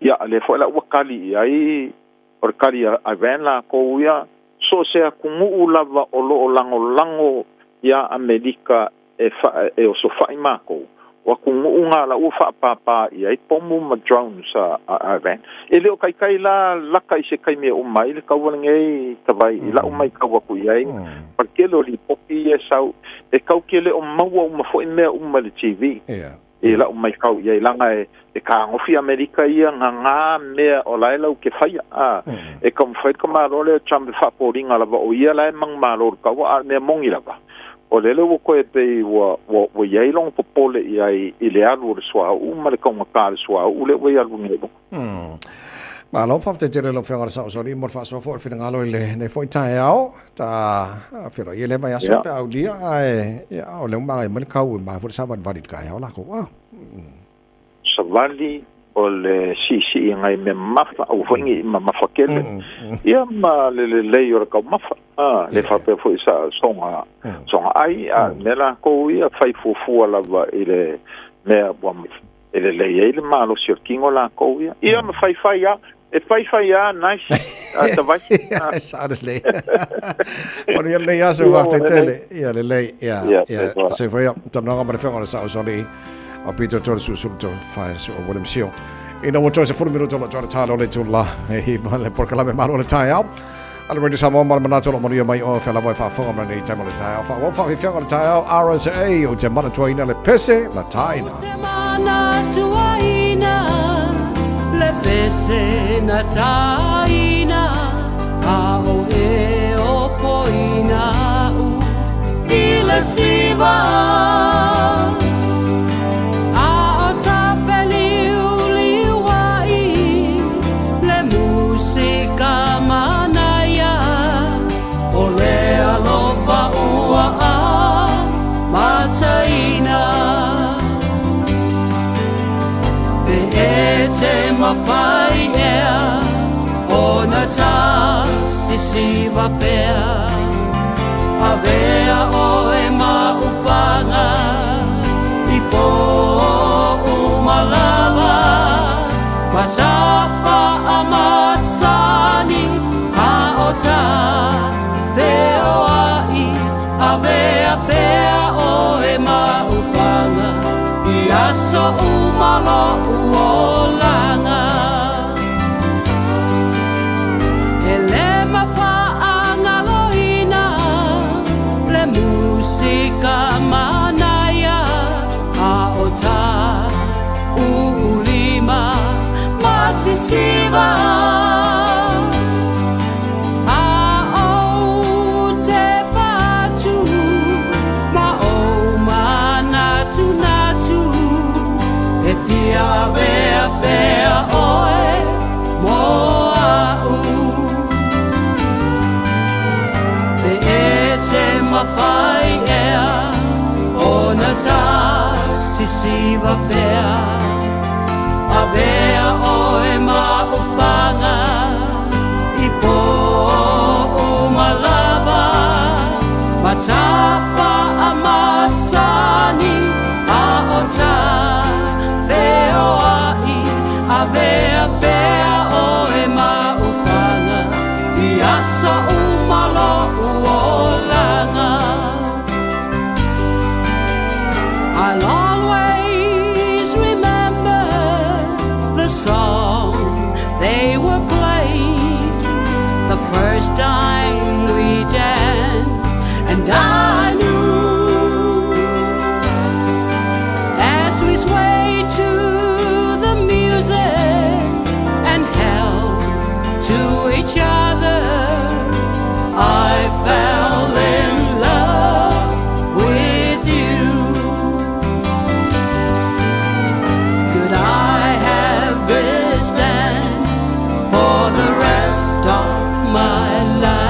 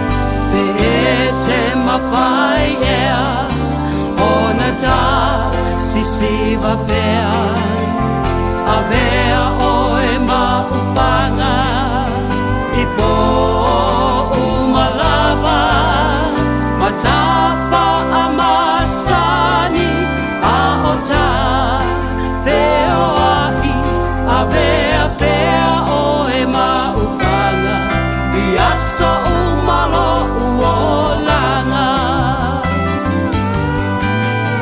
Could I have this stand for the rest of my life? That you be my partner every night. When we're together, it feels so right. Could I have this dance for the rest of my life? Taraflava o David Tua le nei ono e whaafonga mai pēi le Radio Samoa tasi lima i watolu a mo Samoa i amanuia lau whaafonga ma lau whaasausaunga.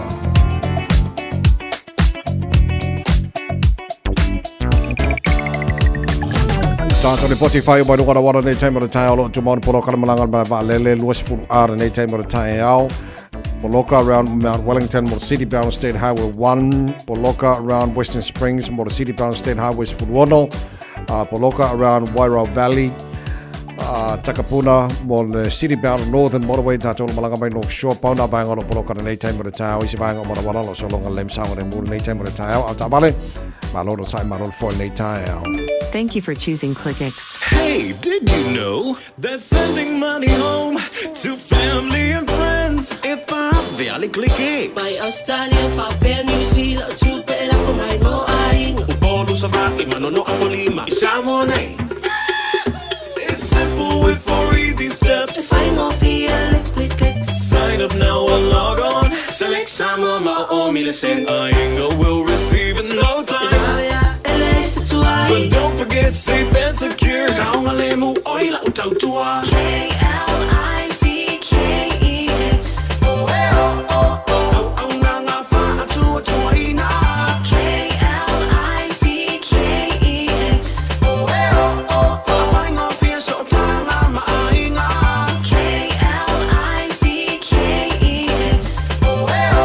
Supporting Samoa with our very best. We are ClickX. No mana famiro tolo tolo talo le tula iwa sauni mai mo tatu telefon. So ase yuli mo lau pea mai a le pese.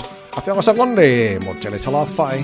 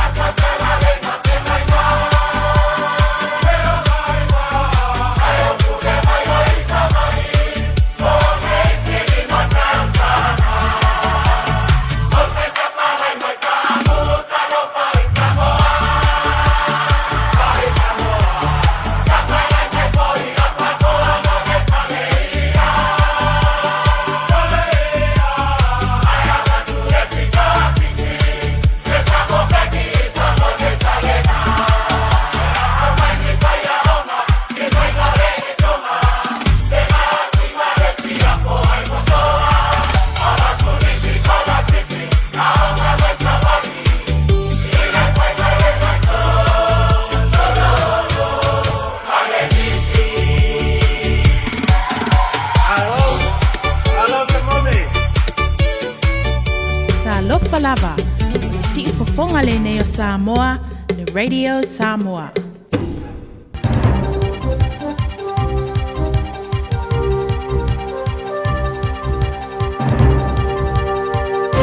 Taeao Maria, talani me out here on New Wa whaaria li langolango le tau o le tau tinonga na pātia le New Zealand First mo le tasi le piliona tāla mo su enga sa ili o le soa umarkesi.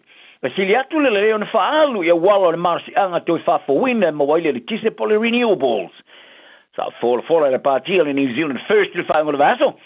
O le alato su ina i o ngā sami lo loto le ngā te whalu ni sila mo soa umarkesi. Pe a whaia atu e whiwhili e whainga pālota ma whaaria ai o le a mautua le supply le tunu. O le university le pātia le wai tasi piliona tāla e whatupenga o suenga i o ngā sami le tunu. Whaariero vita sila whaara tonga e pui ar si o mianga po le Greenpeace and i sila Russell Norman. O le mai ngā tube re tauan whaari o wala o le manos whawhawina e mawaile le tisi. Mai e tāwai, o ne o wala o le manos whawhawina e mawaile ni sila i le sa o tonga o pūlenga o le manos i anga o le tisi o le no winga. O le atau ngofi atu, to le whaale anga inai i le tau. Whaali e Norman, o le wha tupenga i tasi le piliona tāla o se whai unga e whai tomate. A e le wha maori e se palasi i lalo le tau o le tise. I le wha tō sina le New Zealand First sa amateina le sa whaari ai, e le taitai wa wasa mani o Winston Peters. O se tasi o wha whitau le piti silo na iei atu ngalunga o fte iei mare tunu. O le maru pui a lea marsapalai le swau. Whaari ai Peters, a whai ai wha ai loa i ni swau i o ngā samu ni sila. O le ai le le wha o ngai nei ala o whaale na tura. Bai e tā o fo i le tonu le onto sanga. O le amwhai ei o na maua le awala e umia ma pūle ai lava i New Zealand i lana supply e swau ma kesi. O le rua i tangata New Zealand o whaasalaini e whainga whaapolonga o whaalimani ona te enon tala i tuai lalo palola. I no mai ona i whaamatauina, seisi pāngo tā. I le tausanga i ruafe ma le los fulo Joseph Matamata o Hawke's Bay le fo eiloa i a Viliamu Samu. Sa whaasalaini al whanpui mo suta tausanga. I lona whaapolonga ino ni tangata mai Samoa o ni polonga. I le vāo le tausanga e awhi salau i viswha ma le rasa mariva. Sa ia whao ngā ilona tūlanga o se matai e whātou sina mai tangata whaingaronga mai Samoa. E ngā lulua e Hastings i ngā ruanga i whātou angala au ainan. O riso teimi, e na te whawhai ngā ruanga i nā i le se fulu whai tula i le asa au Norman tutongi e maua, ai mai se le sasaino i la tau. Whao popo ia i mōrianga o le whapolonga sa whaasala ina fo i mātamata i mōrianga i sfulu. I le whalaua ia whaasau tula whono tangatola. Ai o le lua nei mōrianga sa mōriane toi whaale au ngā e whaamasnongo a pili. I le mai ai ona whaawauna te enon te tala i lalo palola, ili tau sango mawai. Sa whaatanga lo i eli tala i tua i lalo palola le masina o mawai. Ma le whaamoe moe te tala i tua i laso ono o le masina nei o iulai. E peitai. Sa toi whaale au ngā e whona whaafoia le palola i lana whaaiunga ino o mahea. O nei a lafo ni whaapunga i seisi pāngo tān. Sa toi tūla i a mātama te ilumon whona whaafoia le palola i laso whara i turuai. Ma whasili el te mai te whonu Jan Duke e whaamatala na me sa whain. E sa ia whaamatala i nā ilinga ngana sa moe te walatu is whaali upu. E whaapea sa whinau mātamata o le lava o lana mālamalama ilinga ngana ingilisi. E nā te le ilo ai lana whaamatala sa whai. E sa le te tonu ia i a Miss Duke, ma ia longa i a mātamata ua mōria ma whaamauni o le mōnia o whaamatauina o le whaolima o seisi pāngo tā. O se tinasa a whaeson tonga whitinga o le kānesa po le chemotherapy, ma se tau tonga tele sa whae ina o mai ona ave se vaenga o sela po cells, o le tino masua suenga sa se ona whae iai, de sa whae loa inai o le kānesa. Ia o ke topo le roa whemarero futolu, o le tina sa longo iai le maua le itu ai ngor kānesa o le adenocarcinoma.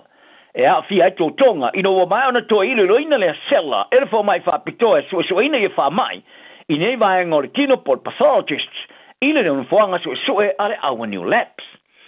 E wha vai lunga o le ai unga, sa whai ai lo i ai se tonga fitinga o le kemo, munmuriane, o se vaenga o le tonga i lona manawa, sa ave sea. Ine masina munmuriane ina ua toe suena i afu po tishu, sa ave sea mai le teimi o le tonga, mai lo ai le fo mai whapitoa i wha mai. E nese wha mani ngor kāne sa wafia tina. O le mawina o le wha le tonu sa mafu ai se toi loi longa sa whai e le vaenga mo le tino por biopsy, sa ave sea mai loi nai il se o le whai unga. I le ripoti sa wha matuina le sononafil tamai taisiu komisino le soifua malo loina mafia nga tūmau, Health and Disability, Dr. Vanessa Caldwell. O tāwai, O le whare sua le awa New Laps, ma le fō mai sini o wha maani le soli o ta ialo ai a tau tangata. E wha o ngaine i tautua soi fō maaloina maa fianga tu mau. I le whaatinoa le nei leo le tautua, e se tau singa tāra whengai, ma le tomai.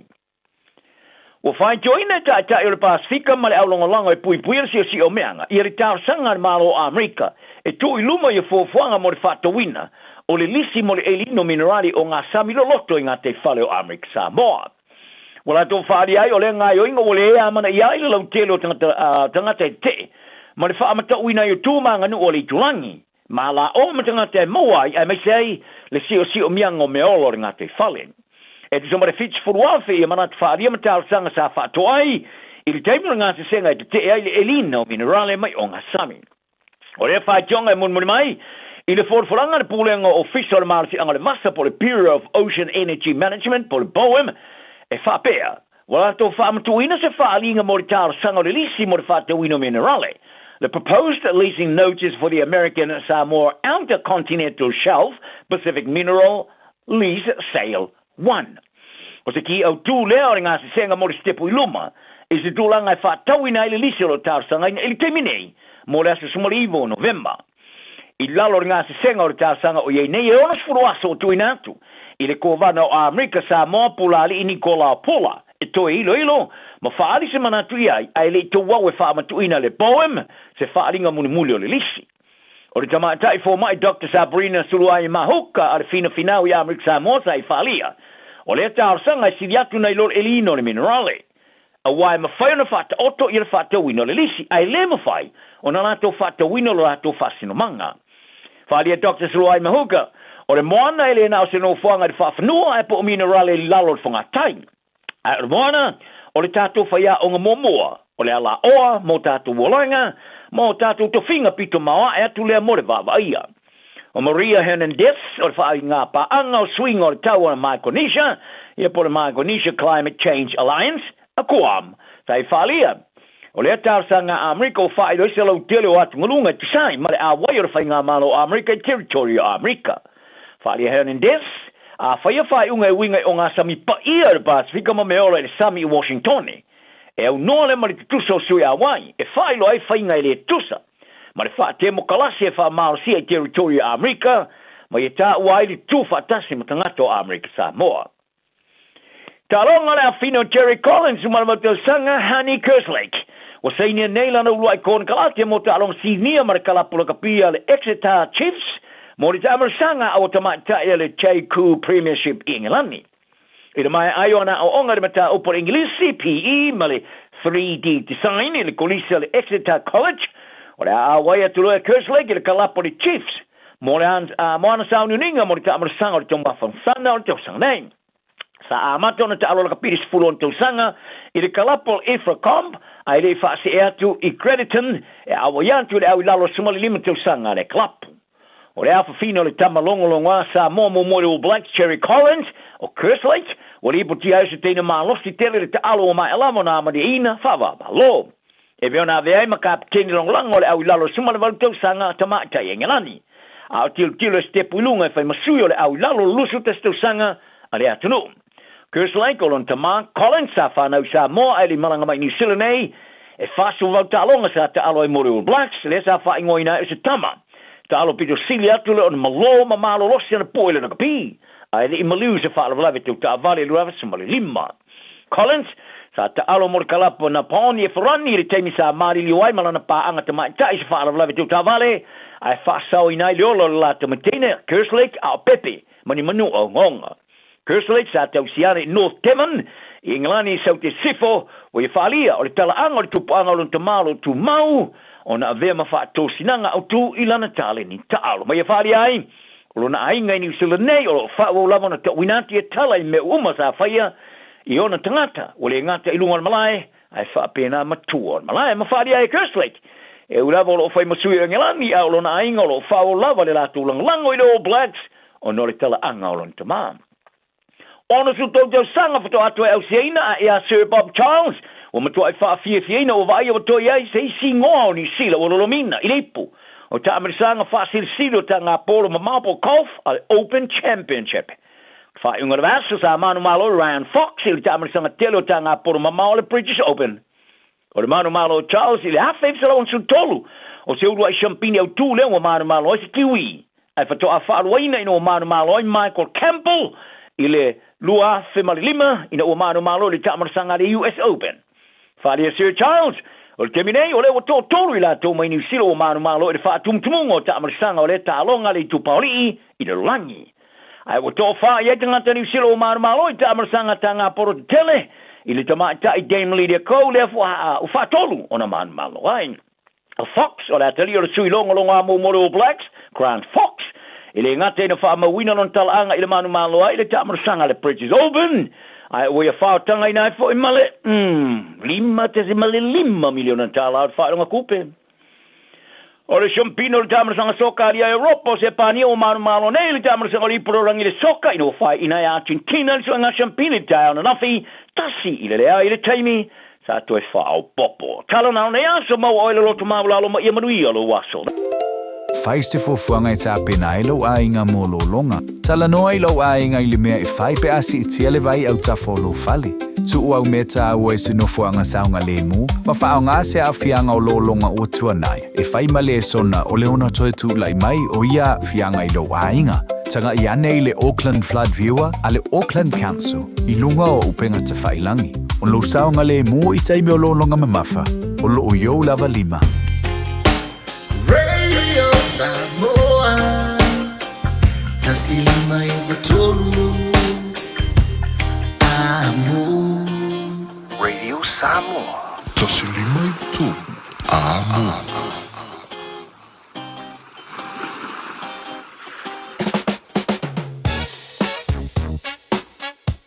Au kilani i saute, o sa ili se Samoa oe malo ai. O le Enterprise Model Group manukau o lau fale ta vale fa moi moi. O tele ta vale matango fili mai ai. Tele le soani o lau fai ngā luenga mo oi. Mo se ta vale talafia ngai. Su mai i le 5 Grey South Road i nei manukau. Asias fo i le upenga ta whailangi enterprisecast.co.nz. Pe wala au mai i le oval selau 5 lua tolu wha. Enterprise Model Group manukau sa ili fili ma ave loa lau ta vale. Ta lofa Samoa. O le whapito o le Best Bargains New Zealand Winter Mega Sale ua a mata i le taimi nei. O fi whātau sau telefoni fo. O lo maua le iPhone ma le Samsung lata mai. A mata mai le na o le lua 5 ta lai vai aso. Ai ala se setino fo lazy boy. I le na o le lua 4 ta lai vai aso. Ma wae. Wa siria ma le lua 5 tau sangal tau tua a le Best Bargains. Te tala fitu aso. Vili mai loa i le ovalu selau lua iwa toluiva. Ovalu selau lua iwa toluiva. Beta mai ana i le Facebook page a le Best Bargains. E ia inga whapito. Ta lofa sa mola ua lofa, o fia ave sa uta po se whamamoli sa mo upolu po se vai. O le Jack Shipping i manukau le tali. O se lia ma le 5 tausanga le tautua a fui maono ma le Jack's Shipping. O lana special offer o le ave fua le o te pe o se atupau e i lalo ifo o le $10 kilo. I oe, e sa o le lei oe. Wawe wala au mai loa fui maono ma le Jack's Shipping i li o iwa lua ono tolu 5225. Lua ono tolu 5225. Pea fio ana i le Unit 5 ba tasi fa Weary Station Road Manukau. O lea wa amata o na ta pena wa amo yulai au kuso ma se tema. Uale wasa I fala bella ve. Uale lo le mea fai. Ole friendly loans le au naga e fai mea ma fai. Le tamaitai o Agnes Towers mua o le atau tua mo oi. O valu se lau fitu i vaiva o le tali o lo faa moi moi. Le Friendly Loans mo nono ngā tupe, Tuatusi, Lua Fitu D, Waiparera Avenue, Henderson. Talofa, we're the Katinas, and you're listening to Radio Samoa on 1593 AM.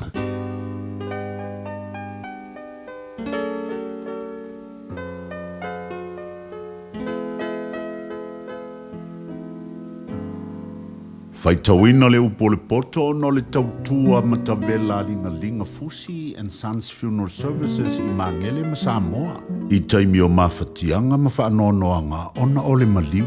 Mana tualingalinga Fusi and Sons malana au nanga. Ole a wha mama avenga atu mo oe male a inga. Wala au ile telefoni lua fitu lima, tolu o fitu.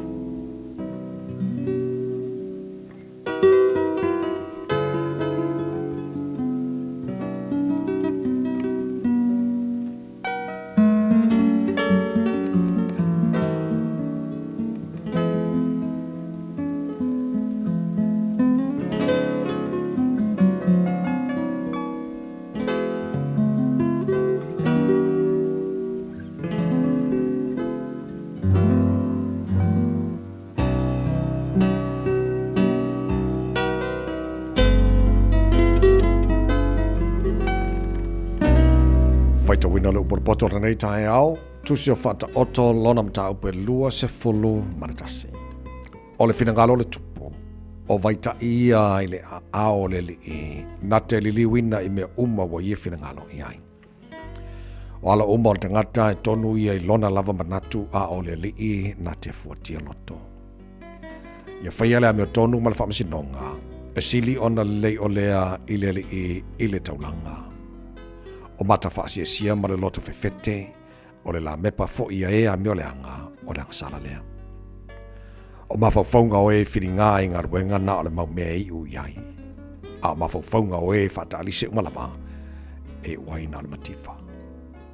O le whaupenga o loa ua maua i le laulau whaiva pipelo, o le mea whātawa a lea, ua whātāpea peina i lato, o sa ili i le oti. O le sa wao ea meo leanga a besia i lato. A wā ua lato le mawhawhai o na whai o le whamsinonga. E whapio pi o mau i ese le ala o tangata, a o le wale lei e tonu lana ngaruenga. E le lei ona nofo le tumutumu i lunga le whale, ai le angona nofo ma le whawhine whaamisa i le whale tele. O le loto o lea meo leanga ua mamao lea i le leanga. E le alo whangia e ia, le la te tua oi. A whasarina le u tau emu, ua whapoto ina i le u whaingofie.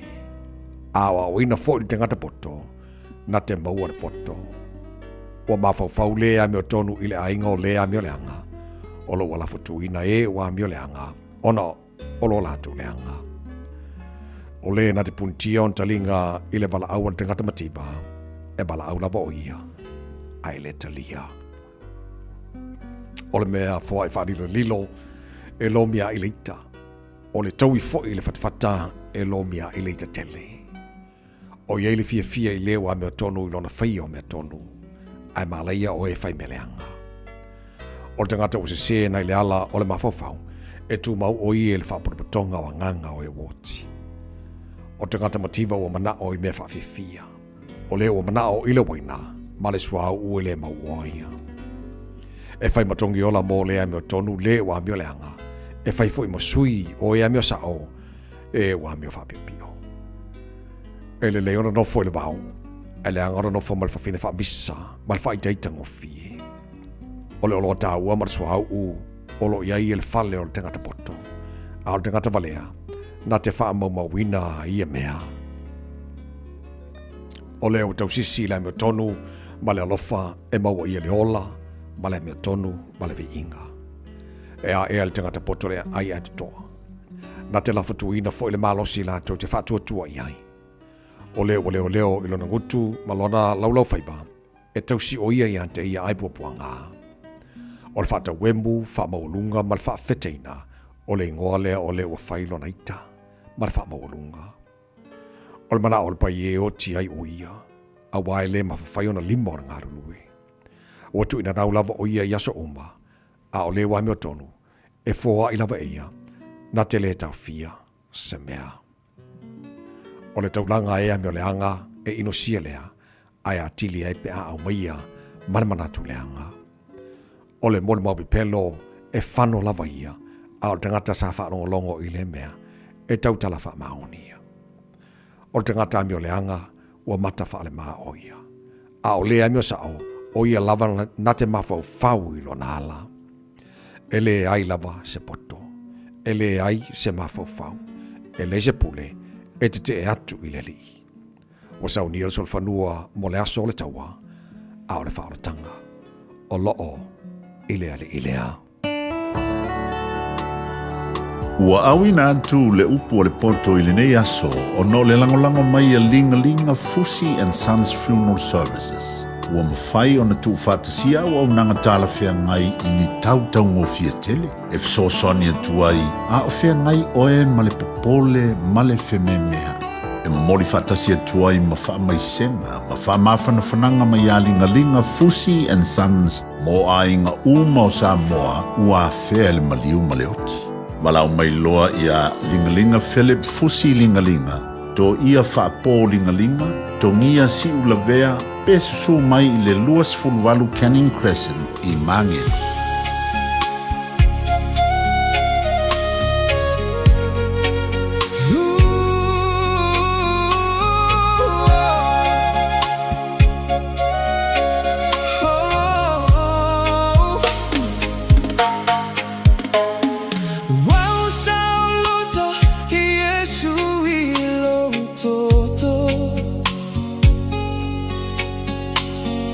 Malamai, tutonu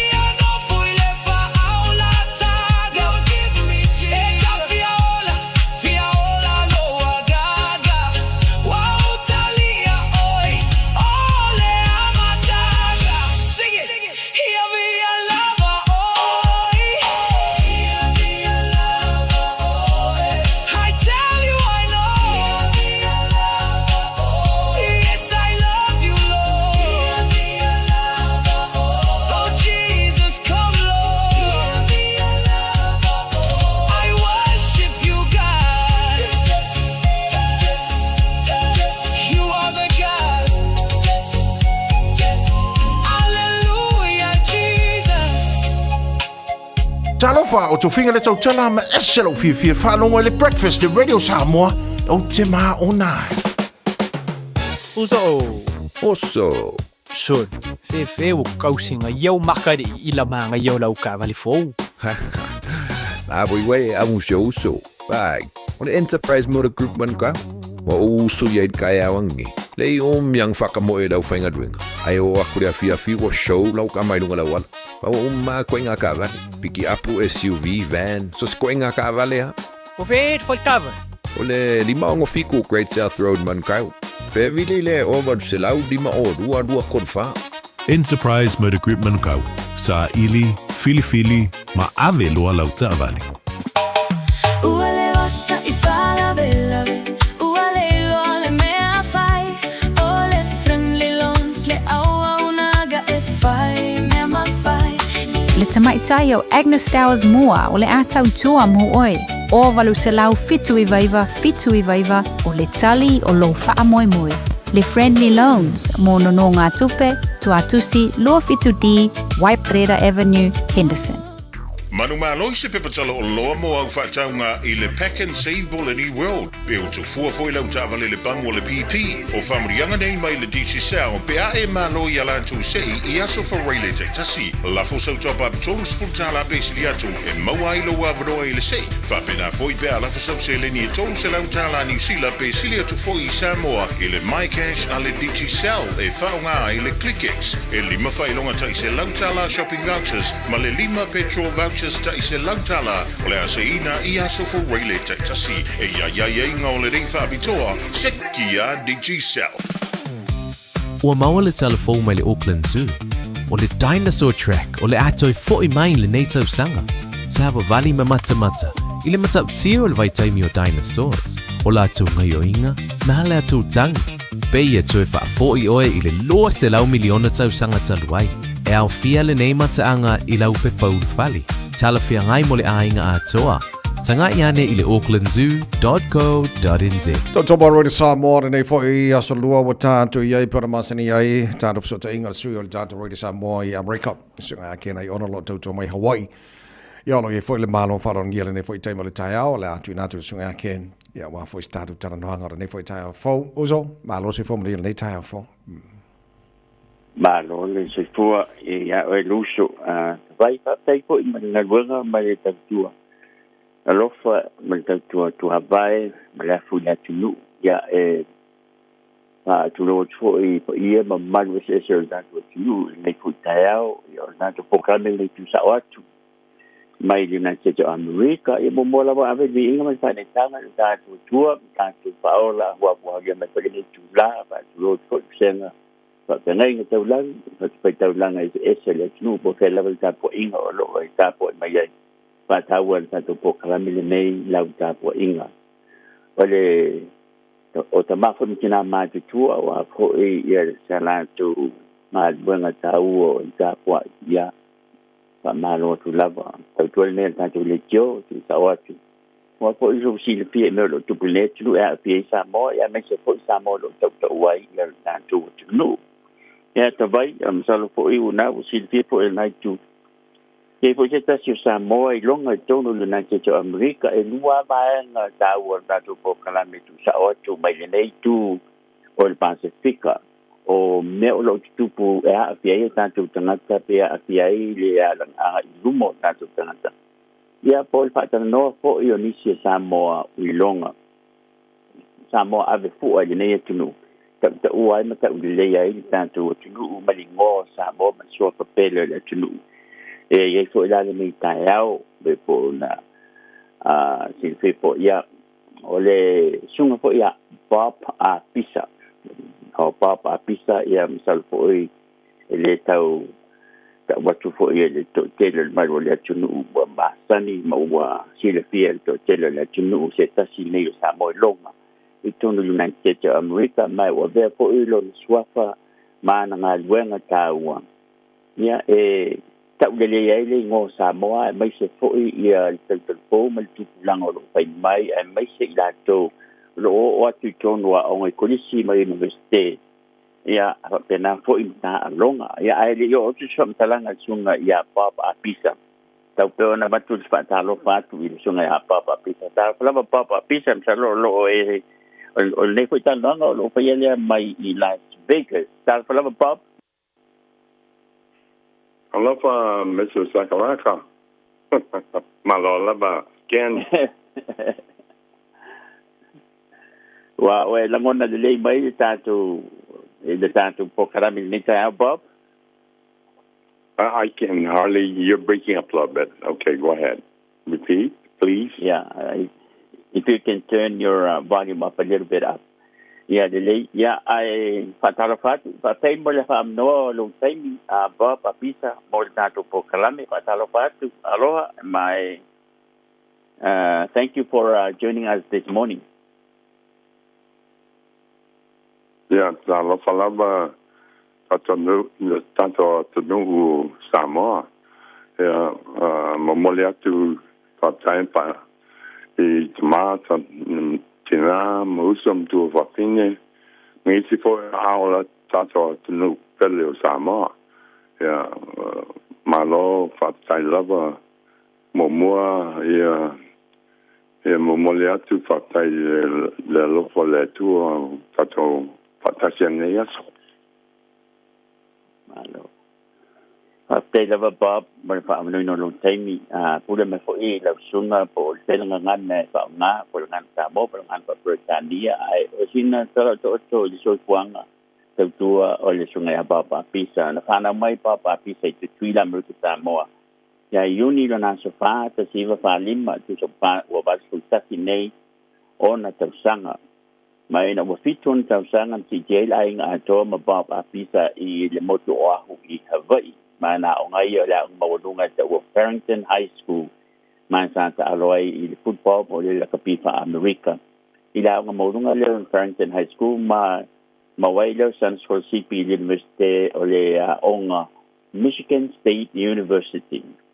Na matan ta alo ilona tau sangan lua ta walo Samoa mai na Patu ta ia fo ila na taalo na sala belo na tulibaya ile masino November tas ile Weaver o le aso le November tas siva no na taalo ai pop a pisa I ta alonga ta o le taalonga o le century o le game of the century na taalo ai le University of Michigan State University ma le University o le University of Notre Dame na taalonga le nai ui na titusa se fudu kai fudu ai That's correct. Talong mo ko ilea na paadia ai ilea so le lava talong ilea so le tasi. It was also the first ever live televised sports broadcast in Hawaii.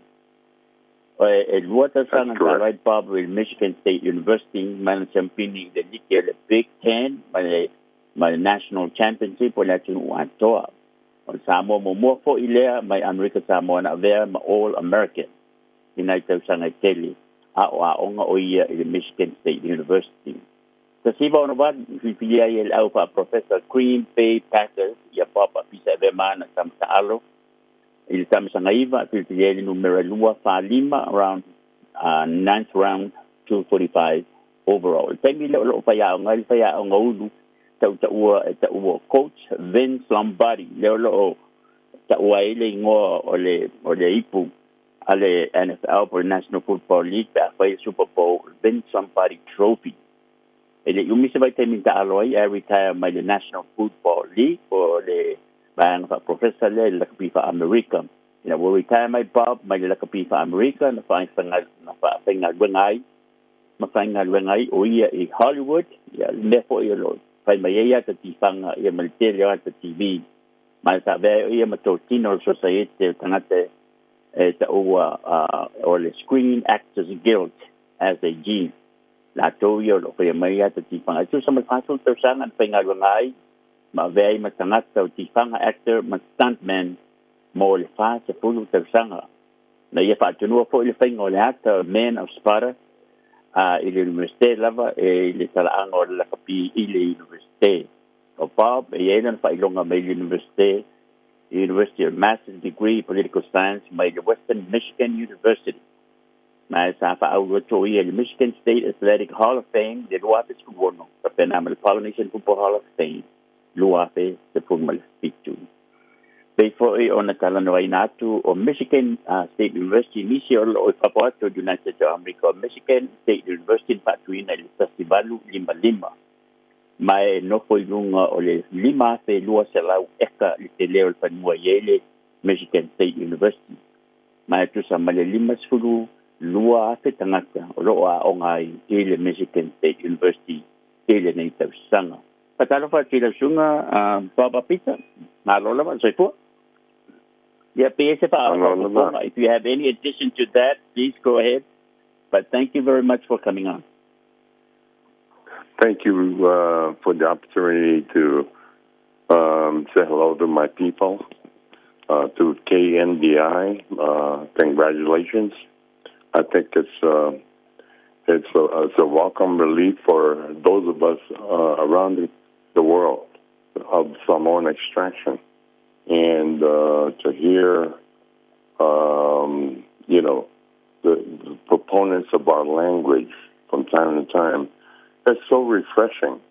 I knew there was something better for me when I came from American Samoa in 1952.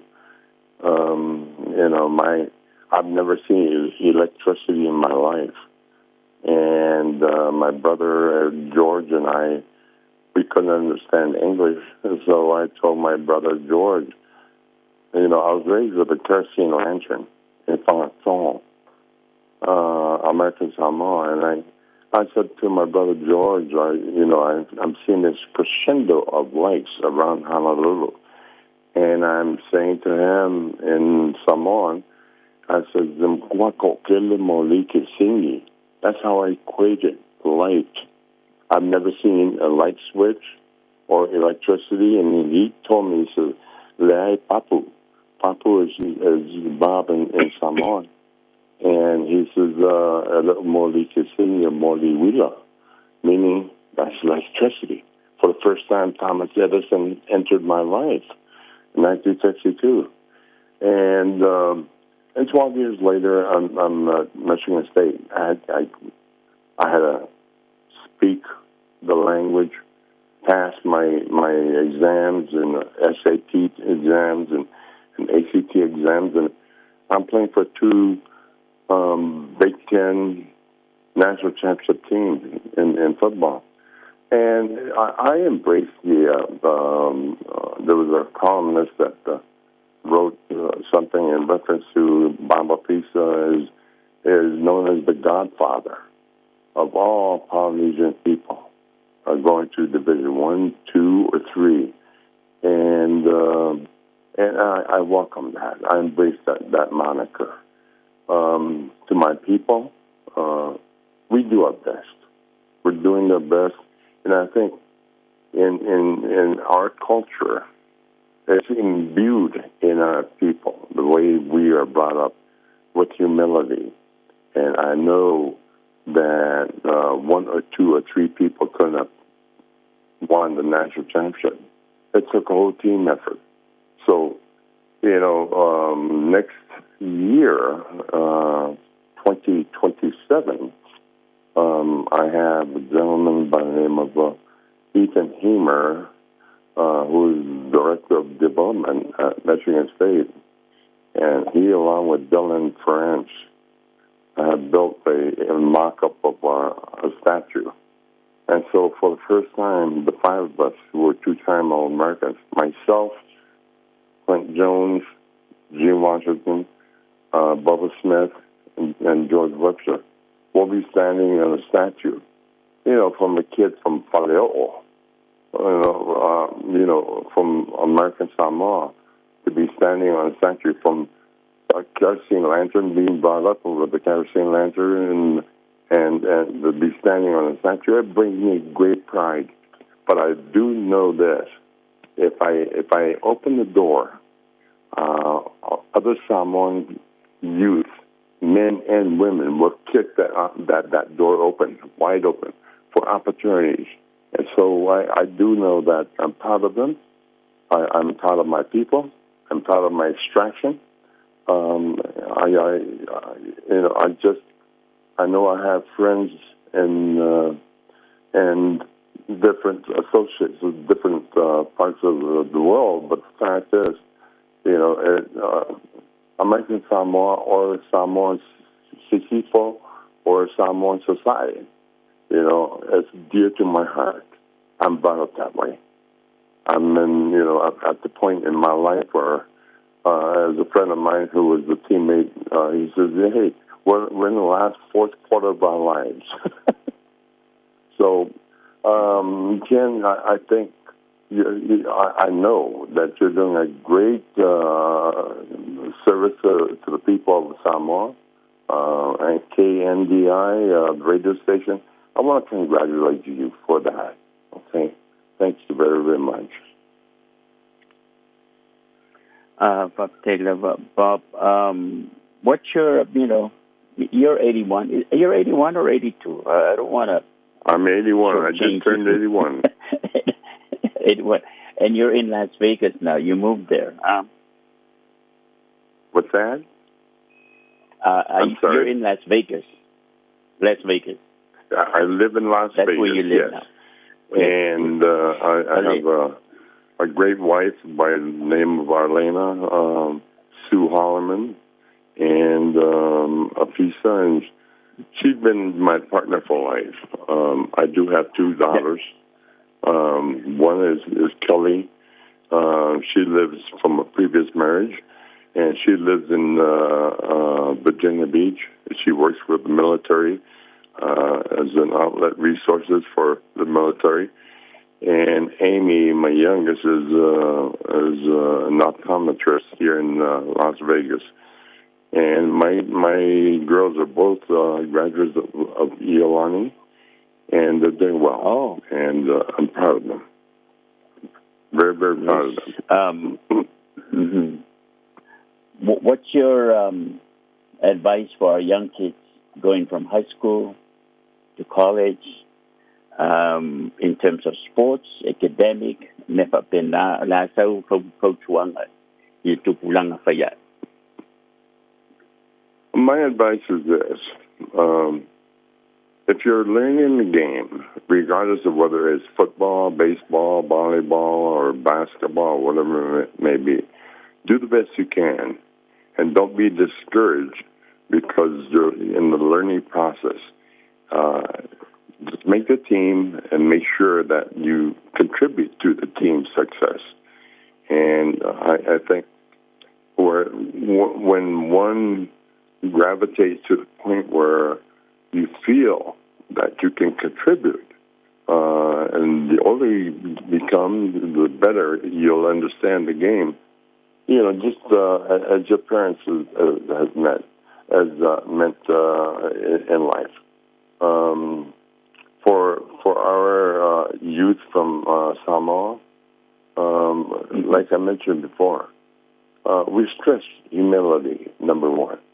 Honor your father and your mother. And I do know that respect is earned, okay? It's not given. It's not warranted to anybody. And I just want you to know that if you practice that and you keep that in mind, you'll be successful in whatever you do in sports or in life or in politics or whatever. I know I've had some rough beginnings in reference to my growth, in reference to going from one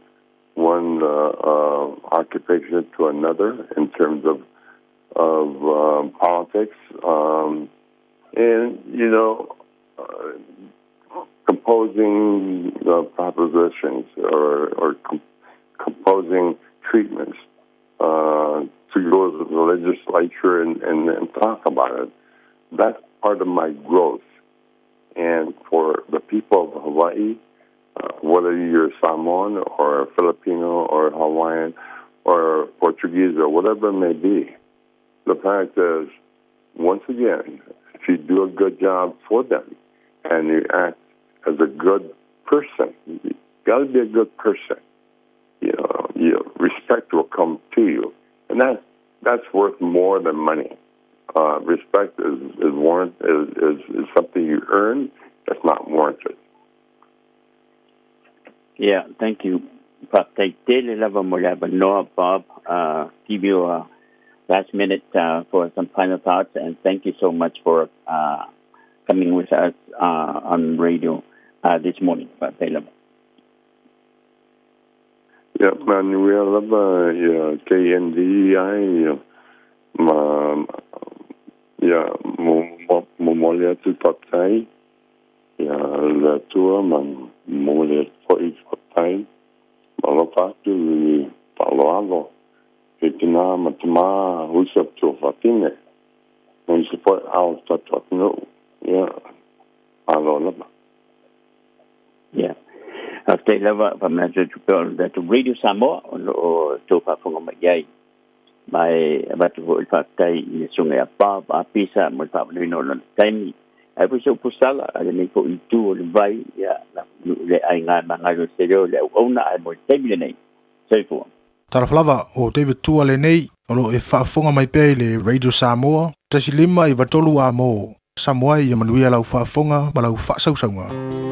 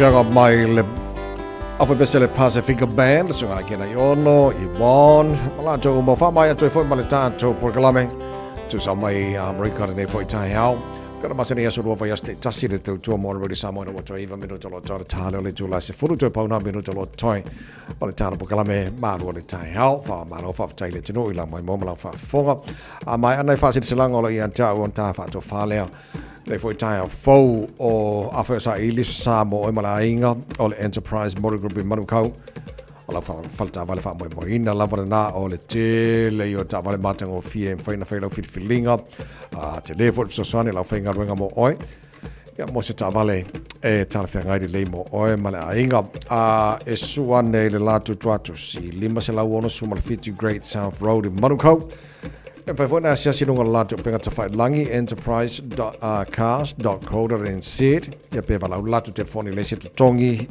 o varse lau lima o lua tur fa o varse lau lima o lua tur fa Enterprise Motor Group in Manukau sa ili filfili ma avelo ia lau ta vale na te fa na tu na tu lo fa o pelta tu pa fa to mo ta tu sine ye luor songa male ba fit fili tu sina lue le sa masani ona fa tau de fitus futa la le lo fa o pelta tu pa fa to limas futa la tu se tasi ia e le fo le va mai la le mautino pola le umio no il tanto pa fa to na limas futa la na le ofi salava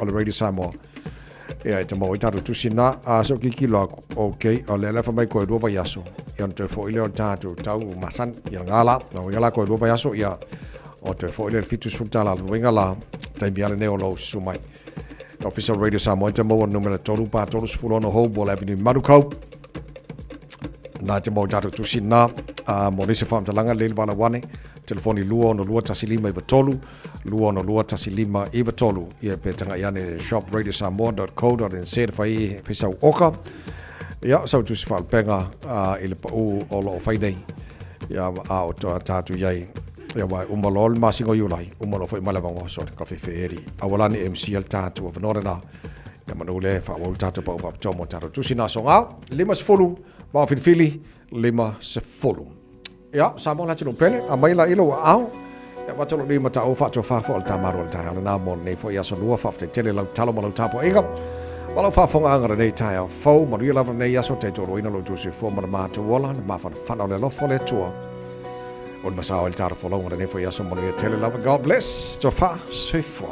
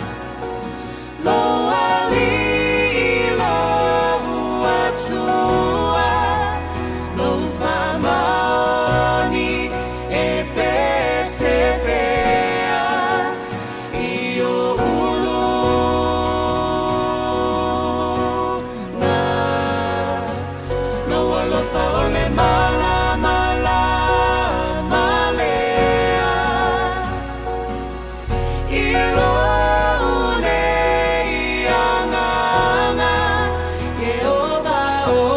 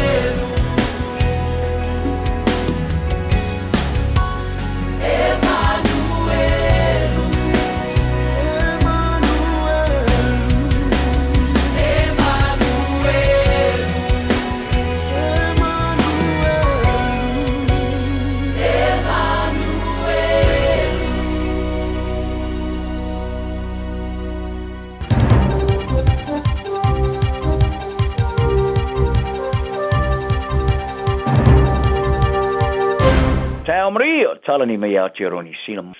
O whaaria li langolango le tau o le tau tinonga le pātia le New Zealand First mo le tasi le piliona tala mo su enga le sa ili o le soa o markesi.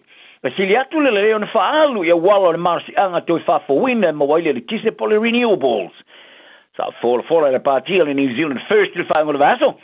O le alato su ina i o ngā samilo loto le ngā te whalu ni sila mo soa o markesi. Pe a whaia e toi whirwhili e whainga pālota ma wharia ai o le a mautua le supply le tuno. O le a university le pātia le ruai tasi piliona tala e whatupenga o su enga i o ngā samio le tuno. Whaaliero o te silo whaara tonga e pui si o mianga po le Greenpeace and i silo Russell Norman. O le mai ngā tupe re tauan whaari o wala o le manos whawhawina e mawaile le tisi. Mai e tāwai, o ne o wala o le manos whawhawina e mawaile ni sila i le sa o tonga o pūlenga o le manos i anga o le tisi o le no winga. O le atau ngofi atu, to le whaale anga inai i le tau. Whaali e Norman, o le whaatupenga i tasi le piliona tala o se whai unga e whai tomate. A e le wha maori e se palasi i lalo le tau o le tisi. I le whaato sina le New Zealand First sa amateina le sa whaari ai, e le taitai wa wasa mani o Winston Peters. O se tasi o whaafi tau le piti silo na iei atu ngalunga o fte iei male tunu. O le maru pui a lea marsapalai le swau. Mwhaari ai Peters, a whai ai whaai loa i nei swau i o ngā samu ni sila. O le ai le le wha o ngai nei ala o whaale na turag. Bai e tā o fo i le tonu le onto sanga. O le amwhai ai o na maua le awala e umia mapule ai lava i New Zealand i lana supply e swau makesi. O le rua i tangata New Zealand o whaasalaini e whainga whaapolonga o whaalimani ona te enon tala i tuai lalo palola. I no mai ona i whaamatauina, seisi pāngo tā. I le tausanga i ruafe ma le los fulo Joseph Matamata o Hawke's Bay le foi eiloa i a Viliamu Samu. Sa whaasalaini al whanpui mo suta tausanga. I lona whaapolonga ino ni tangata mai Samoa o ni polonga. I le vāo le tausanga e awhi ipsalau i visfulwha ma le ruasa mariva. Sa ia whao ngā ilo na tūlanga o se matai e whātou sina mai tanga whai ngā runga mai Samoa. E ngā rulua e Hastings i ngā runga i whātou angala au ainan. O rito teimi, e na te whawhai ngā runga i nā i le se fulu whai tula i le asa au Norman tutongi e maua, ai mai se le sasaino i la tau. Whao popo ia i mōrianga o le whapalonga sa whaasale na fōi mātamata i mōrianga i fulu. I le whelaua ia whaasau tula whono tanga tola. Ai o le lua ne i mōrianga sa moluriane toi whaale au ngā e whaamasnongo a pili. I le mai ai ona whaawauna te enon te tala i lalo palola, ili tau sango mawai. Sa whaatanga lo i eli tala i tua i lalo palola le masina o mawai. Ma le whaamoe moe te tala i tua i laso ono o le masina ne iu lai. E peitai. Sa toi whaale au ngai de whona whaafoe le palola i lana whaaiunga ino o mahea. O ne ia lafo ni whaapunga i seisi pāngo tān. Sa toi tūla i a mātama te ilumon whona whaafoe le palola i laso wharoi tuluai. Ma fasili el te mai te whonu Jan Duke e whaamatala na me sa whain. E sa ia whaamatali nā ilinga ngana sa moe te walatus whaali upu. E whaapea sa whinau mata o le lava o lona mālamalama ilinga ngana ingilisi. E nā te le ilo ai lana whaamatala sa whai. E sa le te toni ai a Miss Duke, ma ia longa i a mata ua mōria mwhaamauni o le moni o lana whaamatauina o le whaolima o seisi pāngo tā. O se tinasa a whaeson tonga whitinga o le kānesa po le chemotherapy, ma se tau tonga tele sa whae ina o mai ona ve se vaenga o sellable cells, o le tino masua suenga sa se ona whaia iai, de sa whaeloa inai o le kānesa. Ia o ke topo le roa whemarero futolu, o le tina sa longo iai le maua le itu ai ngor kānesa o le adenocarcinoma. E a fia ai tō tonga, ino o mai ona toa ilo ina le sella, e le fo mai whapitoa suena i wha mai, i nei vaenga o le tino por pathologists, ina le unfuanga sue ale awa new labs. E wha vai lunga o le ai unga, sa whai ai lo i ai se tong fitinga o le kemo, munmuriane, o se vaenga o tō tonga i lona manawa, sa ave sea. Ine masina munmuriane ina ua toe suena i afu po tishu, sa ave sea mai le teimi o tō tonga, mai lo ai le fo mai whapitoa i wha mai. E nese wha mani ngor kāne sa wafia tina. O le mawina o le wha le tonu sa mafu ai se toi loi longa sa whai ai le vaenga momori tino por biopsy, sa ave sea mai loi nai il se o le whai unga. I le ripoti sa whaamatuina le sononafil tamai taisiu komisino le soifua maloloina maafianga tūmau, Health and Disability, Dr. Vanessa Caldwell. O tāwai, o le whalasua le awa new laps, ma le fōmai sinia o whaamaunia le soli o ta ialo ai a tau tangata. E whaongaina i tautua le soifua maloloina maafianga tūmau. I le whaatinoa le lei leo le tautua, e se tau singa tāra whengai, ma le tomai. o fai joina ta o le Pasifika ma le aulonga e pui si o meanga i le tau sanga malo Amerika e tu iluma i fofuanga mo le whatawina o le lisi mo le elino minerali o ngā sami loto i ngā te whale o Amerika Samoa. Wala tō whaari ai o le ngā o inga o le ea mana i ai le lau telo tangata e te ma le whaamatawina i o tūmanga nu o le tulangi ma la o ma tangata e moa ai mai sei le si o mianga o meolo i ngā te whale. E tu somare fits furuafe i mana te whaaria ma tau sanga sa whaatoai i le teimura ngā se senga i te ai le elina o minerale mai o ngā sami. O rea whaetionga e munmuni mai i le forforanga le pūlenga official marasi anga le masa po le Bureau of Ocean Energy Management po le BOEM e whapea. Wala tō whaamatuina se whaalinga mo le tau sanga le lisi mo le whaatawino minerale. The proposed leasing notice for the American Samoa Outer Continental Shelf Pacific Mineral Lease Sale 1. O se ki au tū leo ringa se senga mo le stepu iluma i se tūlanga e whaatawina i le lisi o le tārsanga i le teminei mo le asu sumalivo o November. I lalo ringa se senga o le tārsanga o iei nei e onas furuaso o tuina atu i le kovana o Amerika Samoa pulali i Nikola Pola e toe ilo ma whaari se manatu iai ai le to wau e whaamatuina le BOEM se whaaringa muni o le lisi. O le tamatai fo mai Dr. Sabrina Suluai Mahuka a le fina finau i Amerika Samoa sa i whaalia. O le tārsanga i siriatu nei lor elino le minerale. A wai mawhai ona whata oto i le whata wino le lisi. Ai le mawhai o na lato whata wino lo lato whasino manga. Whalia Dr. Suluai Mahuka o le moana ele na o se no fuanga le whawhanua e po o minerale li lalo le whangatai. Ai o le moana o le tātou whaia o ngā momoa. O le ala oa mo tātou wolanga mo tātou tofinga pito mawa e atu lea more vavaia. O Maria Hernandez, o le whaai ngā paanga o swing o le tau o Micronesia, ia po le Micronesia Climate Change Alliance, a Kuam, tai whaalia. O le atarsanga Amerika o whaai loise lau tele o atu ngulunga tu sai, ma le awai o le whaai ngā malo Amerika i territory o Amerika. Whaalia Hernandez, a whaia unga e winga o ngā sami pa ia le Pasifika ma meola le sami i Washington. E au noa le mari tusa o sui awai, e whaai lo ai whainga i le tusa. Ma le wha te mokalasi e wha maosia i territory o Amerika, ma i tā uai li tū whatasi ma tangata o Amerika Samoa. Tā ronga le a whino Terry Collins umaramata sanga Honey Kerslake. Wa sainia neilana uluai kōna kalatia mo tā ronga sinia ma le kalapula kapia le Exeter Chiefs, mo li tāmara sanga au tamata e le Chaiku Premiership i Engilani. I le mai ai ona o onga le mata upo Ingilisi, PE, ma le 3D Design i le kolisa le Exeter College, o le awai atu loa Kerslake i le kalapo le Chiefs, mo le moana saununinga mo le tāmara sanga o le tōmbafan sana o le tōsanga nei. Sa amata ona ta alola kapiri sifulu on tōsanga i le kalapo Ifracomp, ai le whaase e atu i Crediton, e awai atu le au i lalo sumali lima tōsanga le kalapo. O le alfa fino le tamalongolonga sa mo All Blacks Cherry Collins o Kerslake, o le ipo tia se teina malosti tele le ta alo o mai alamo na amadi ina whawaba lo. E veona veai ma kapiteni longlango le au i lalo sumali walu tōsanga tamata i Engilani. A o tilo stepu ilunga e whai masui o le au i lalo lusu tes tōsanga a le atunu. Kerslake o lon tama Collins sa whanau sa mo ai li malanga mai New Zealand nei, e whasu wau ta alonga sa ta alo i All Blacks, le sa wha ingoina e se tama. Ta alo pito sili atu le on malo ma malo losi ana poile na kapi. Ai le i Malu se wha alavalave te ta avale luava se mali lima.